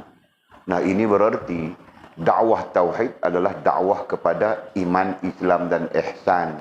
Gitu kan? Nah, dakwah kepada kesatuan iman, Islam dan ihsan. Seruan kepada tauhid berarti seruan kepada iman, Islam dan ihsan. Nah, itu kita belajar sudah. Kita advance sudah ya. Sedar tidak sedar kita advance sudah itu. Okey. Kemudian kata musannif, padahal sungguh agama sunyi daripada tauhid. Betul. Agama lebih-lebih lagi mutakhir dia. Mutakhir. Sekarang, zaman kita, waktu kita. Agama sunyi daripada tauhid. Agama ada, tapi tauhid tidak ada. Dengan agama diamalkan dalam bentuk keterasingan. Faham Jul? Nah, keterasingan bagaimana? Keterasingan lawan daripada kesatuan. Nah, kalau kesatuan, faham sudah Mizi bagaimana? Nah, kalau kesatuan berarti dia ada di dalam satu bulatan yang besar.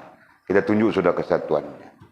Nah, sekarang masalahnya agama sunyi daripada tauhid, sunyi daripada kesatuan. Berarti agama itu, agama yang dianut, dipegang oleh umat berada dalam keadaan keterasingan. Jadi imannya begini, yang lain faham Islam begini, yang lain faham ihsan begini, terasing dia. Jadi seolah-olah agama itu duduknya dalam keadaan yang terasing langsung, terasing. Bukan sekadar terasing, mungkin jauh Pak. Amin. Terasing itu banyak maknanya. Jadi kalau kita maknakan terasing dan jauh, begitu. Mungkin terasingnya begini.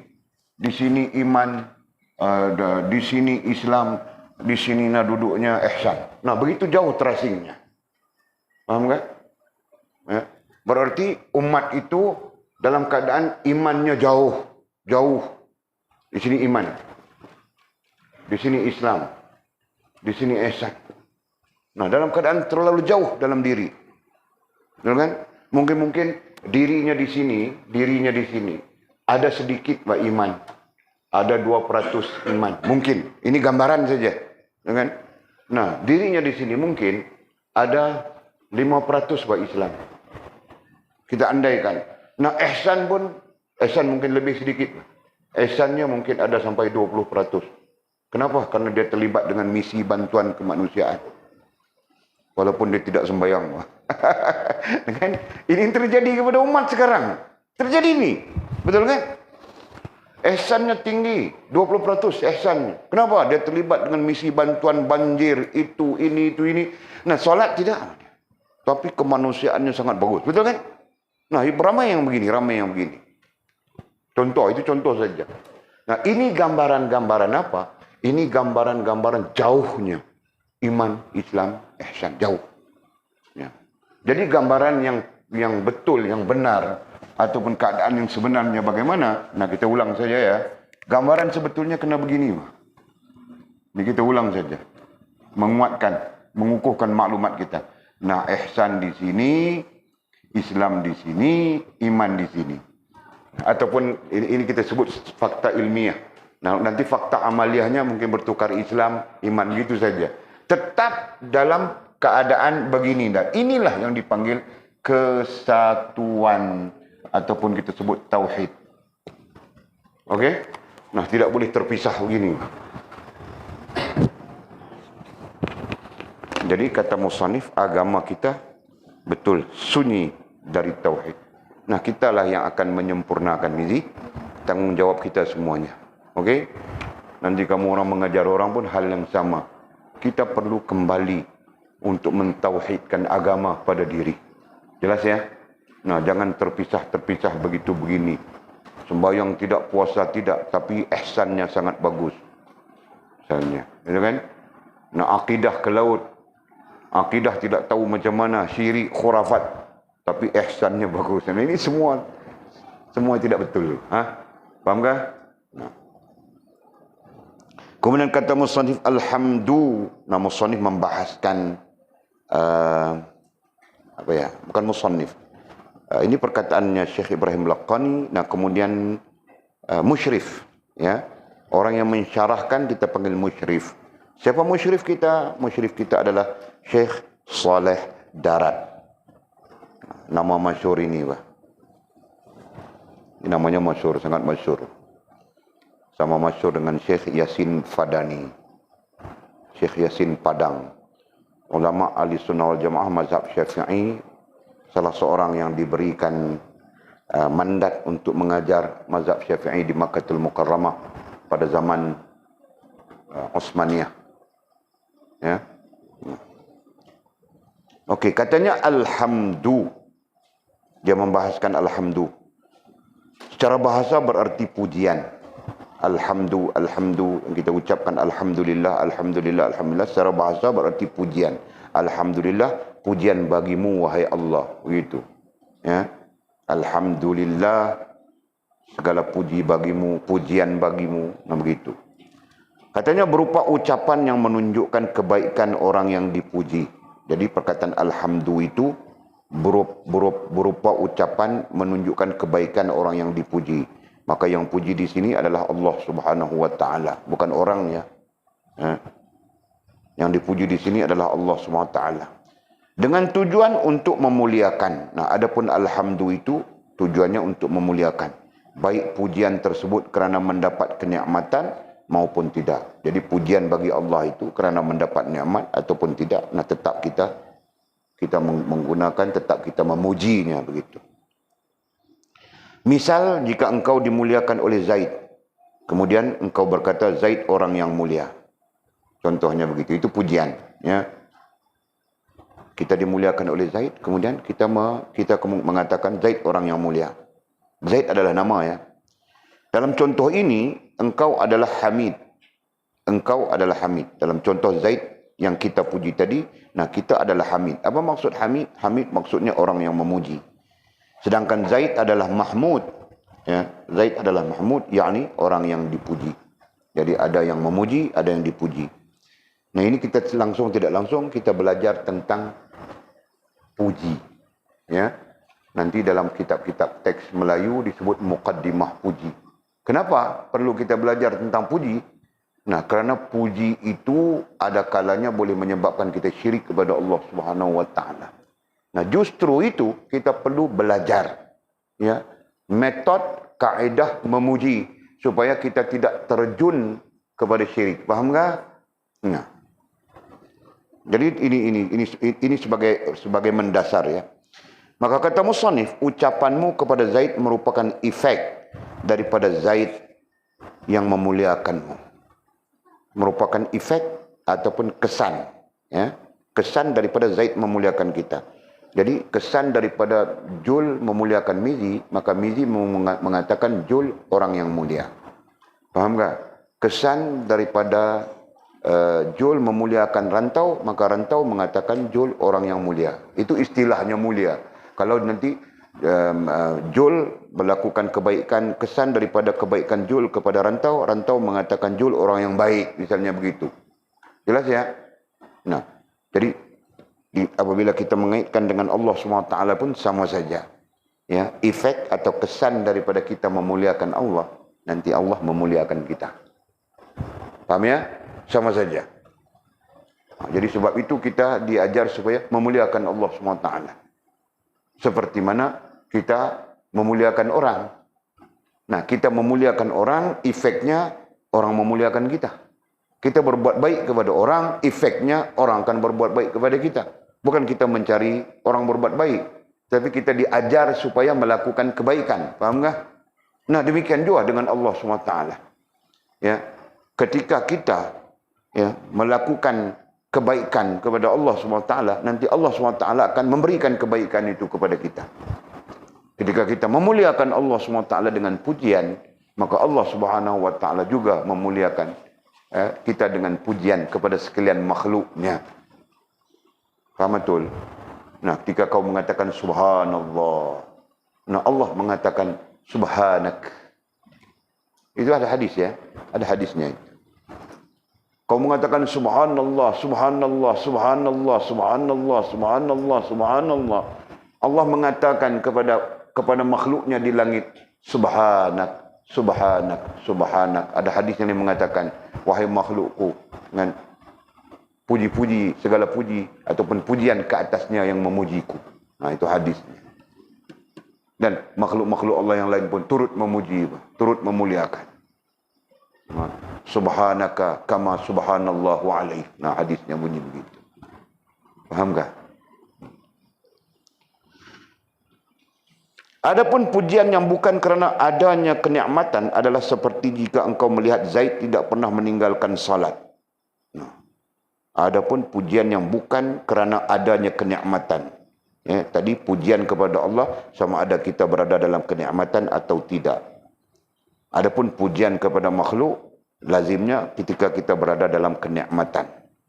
Ketika kita berada di dalam kepayahan ataupun permasalahan, nah kita pun mungkin tidak memuji, gitu kan? Adapun pujian bukan kerana adanya kenikmatan. Bagaimana pujian yang bukan adanya kenikmatan, bukan sabit daripada kenikmatan? Katanya adalah seperti jika engkau melihat Zaid tidak pernah meninggalkan solat. Kemudian engkau berkata, Zaid orang yang soleh. Itu contoh pujiannya yang bukan terkait dengan kenikmatan. Jadi kita mengatakan Zaid adalah orang yang soleh. Fas adalah seorang yang soleha. Dengan Atul adalah seorang soleha. Mimi adalah seorang. Itu adalah pujian yang luar daripada kenikmatan. Pujian itu terkait dengan kita melihat orang baik. Maka pujian ini bukan kerana ada nikmat. Nah, betul. Kemudian katanya, alhamdu, pujian ada 4 macam. Nah, jadi langsung musannif mengajarkan kepada kita tentang metode memuji supaya kita tidak terperangkap dengan salah. Nah, dalam hal puji memuji pun ada salah, jangan main-main tahu kajul. Nanti kita belajar di dalam kitab Tuhfatur Raghibin. Nah, ada puji yang menyebabkan kita syirik kepada Allah SWT. Nah, kita terlalu sayang pada bini kita, bang. Kerana dia anak sultan Sabah. Betul kan, Jul? Nah, namanya Jetun. Jadi kau terlalu sayangkan dia, takut nanti kalau apa-apa dia lari, kau susah begitu begini. Nah, kau puji-puji dia melambung-lambung. Dia tanya kau, Jul, abang, di antara saya dengan Allah, siapa yang lebih abang sayang? Dia tidak panggil saya, kan? Dia cakap apa, Jul, bahasa dirinya? Ayang, ayang. Kan, Jul? Nah, antara ayang dengan Allah, siapa yang abang lebih sayang? Kau bilang, ku sayang kau lebih daripada Allah SWT. Nah, ketika itu rusak sudah kau. Faham ke, Jul? Nah, itu contoh. Nah, kamu orang perempuan pun nanti jangan sampai begitu, bang. Antara ayang dengan Allah, siapa yang abang lebih sayang? Nah, tiba-tiba si laki itu takut kau bahkan, takut bini dia. Nah, tentulah aku sayang kau lebih daripada Allah. Nah, kau perlu perbetulkan dia, tahu tak? Suruh dia mengucap 2 kalimah syahadah. Abang, sayanglah Allah lebih daripada segala-galanya. Dengan aku ini hamba saja. Buanglah aku ke laut jika aku tidak sayang kepada Allah SWT. Begitu bah. Lemparlah aku di gunung jika aku tidak sayang kepada Allah SWT. Nah, baru betul bang kan? Datanglah aku bagai minyak yang penuh.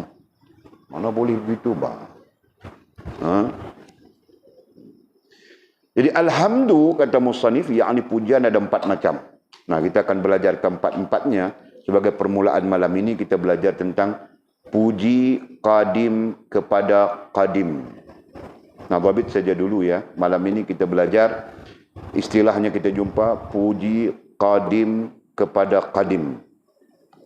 Yakni pujian Allah kepada zatnya sendiri. Ya. Tentang itu saja kita bercakap.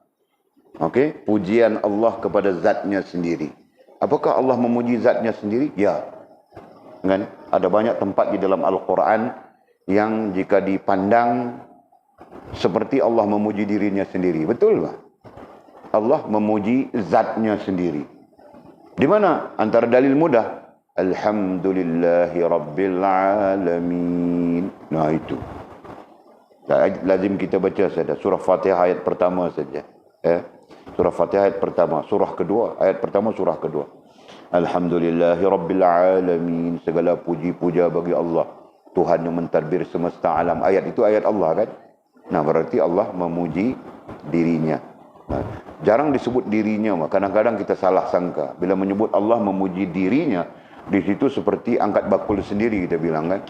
Nah, maksudnya di sini jelas. Allah memuji dirinya, lebih tepat disebut Allah memuji zatnya. Karena Allah itu nama, kan? Allah itu isim, Allah itu nama bagi zat yang maha sempurna.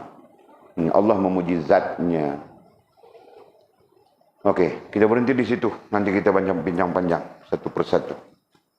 Dengan musannif, Allahu a'lam. Berapa sudah? 11 minit. Malam ini kita awal sikit. Kemarin kita terlajak sampai 10 suku. Kalau mau Walid masuk lambat. Ada darurah. Nah, ada soalan kah? Dengar ya, dengar. Ketika kita belajar Hidayatul Azkiyah, kita perlu meletakkan diri kita baru masuk belajar. Okey? Kalau kau meletakkan diri kau, oh, aku belajar sudah tentang ini. Aku belajar sudah tentang ini. Kau tidak akan dapat menguasai Hidayatul Azkiyah. Keadaannya sama saja. Walid mengajar kamu orang itu hari apa? Adab, musalsal, talaqi, adab, sama saja. Ya, ketika kau membincangkan Hidayatul Azkiyah, kau perlu meletakkan diri kau di posisi paling awam. Kau tidak tahu apapun. Padahal pengetahuanmu advance sudah ya. Faham tak Tul? Begitu. Okey, ada soalan kah? Tidak. Ya, sila.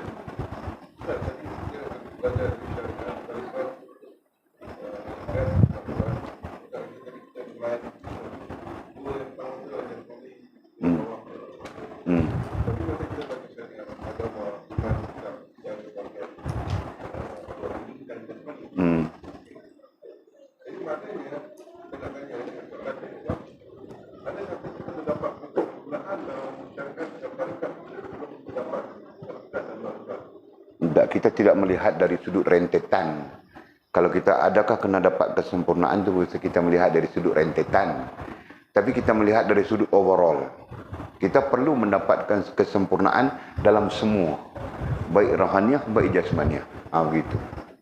Cuma dari sudut rentetan kita dapat memahami ada kalanya rohaniah menyempurnakan jasmaniah.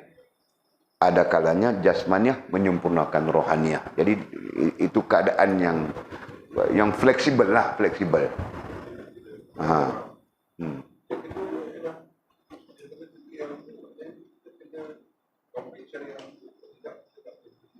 Yes, of course. Itu dari segi ilmiahnya, of course. Kalau kita tak clear syariat, kita nak pergi ke mana? Yes. Yes.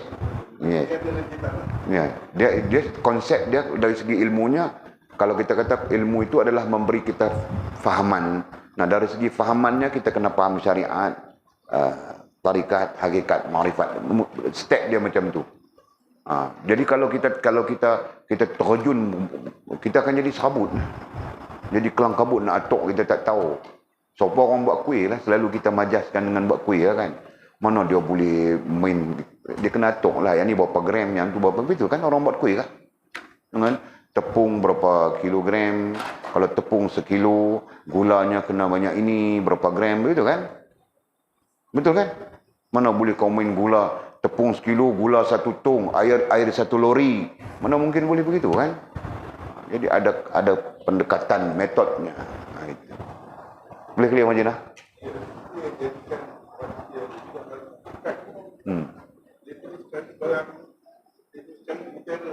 Yes, andaiannya begitulah. Dia pemahaman dia duduk di syariat dengan tarikat tu dah. Jadi pemahaman kenapa kau perlu kepada mutiara itu, dia duduk di syariat dengan tarikat dah. Kenapa kita perlukan kapai? Kenapa kita perlu laut? Di situ dah ada pemahaman dah. Jadi baru dia timbul kenapa kita perlukan kepada mutiara. Kan? Kerana persoalan di sana adalah kenapa, mengapa, untuk apa. 3 persoalan itu ada di situ. Kan? Boleh faham tak Majid? Bentuk dia tu. Jadi persoalan Majid saat ni, kita tentang hakikat ni, kita tak perlu faham. Dengan sendirinya dia jadi faham lah tu. Sebab dia terkait dengan ilmu. Ilmu ni, poin pertama dia bawa kita sampai kepada faham dulu. Itu. Kemudian lepas faham, poin kedua yakin dengan akal. Poin ketiga syuhud dengan hati. Dia begitu. Boleh nampak dia dah.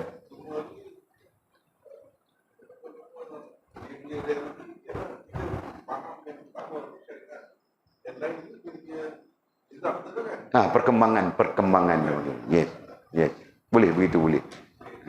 Clear dah? Alhamdulillah. Bismillahirrahmanirrahim. Alhamdulillahirabbil alamin wassalatu wassalamu ala asyrafil mursalin. Sayyidina wa maulana Muhammad wa ala alihi wa sahbihi ajma'in. Allahumma iftah lana futuhal 'arifin warzuqna fahman nabiyyin waj'alna min 'ibadika as-salihin. Allahumma ihdinas siratal mustaqim. Siratal ladzina an'ama Allah minan nabiyyin was-siddiqin wasyuhada'i was-salihin. Allahumma rabbana iftah bainana wa bain qaumina bil haqq wa anta khairul fatihin. Allahumma a'inna ala dzikrika wa syukrika wa husna ibadatik. Allahumma faqihna fid din wa 'allimna at-ta'wil. Allahumma faqihna fid din wa 'allimna at-ta'wil. Allahumma faqihna fid din wa 'allimna at-ta'wil. Wa sallallahu ala sayyidina Muhammadin wa ala alihi wa sahbihi wa baraka wa sallam. Alhamdulillahi rabbil alamin. Taqabbalallahu.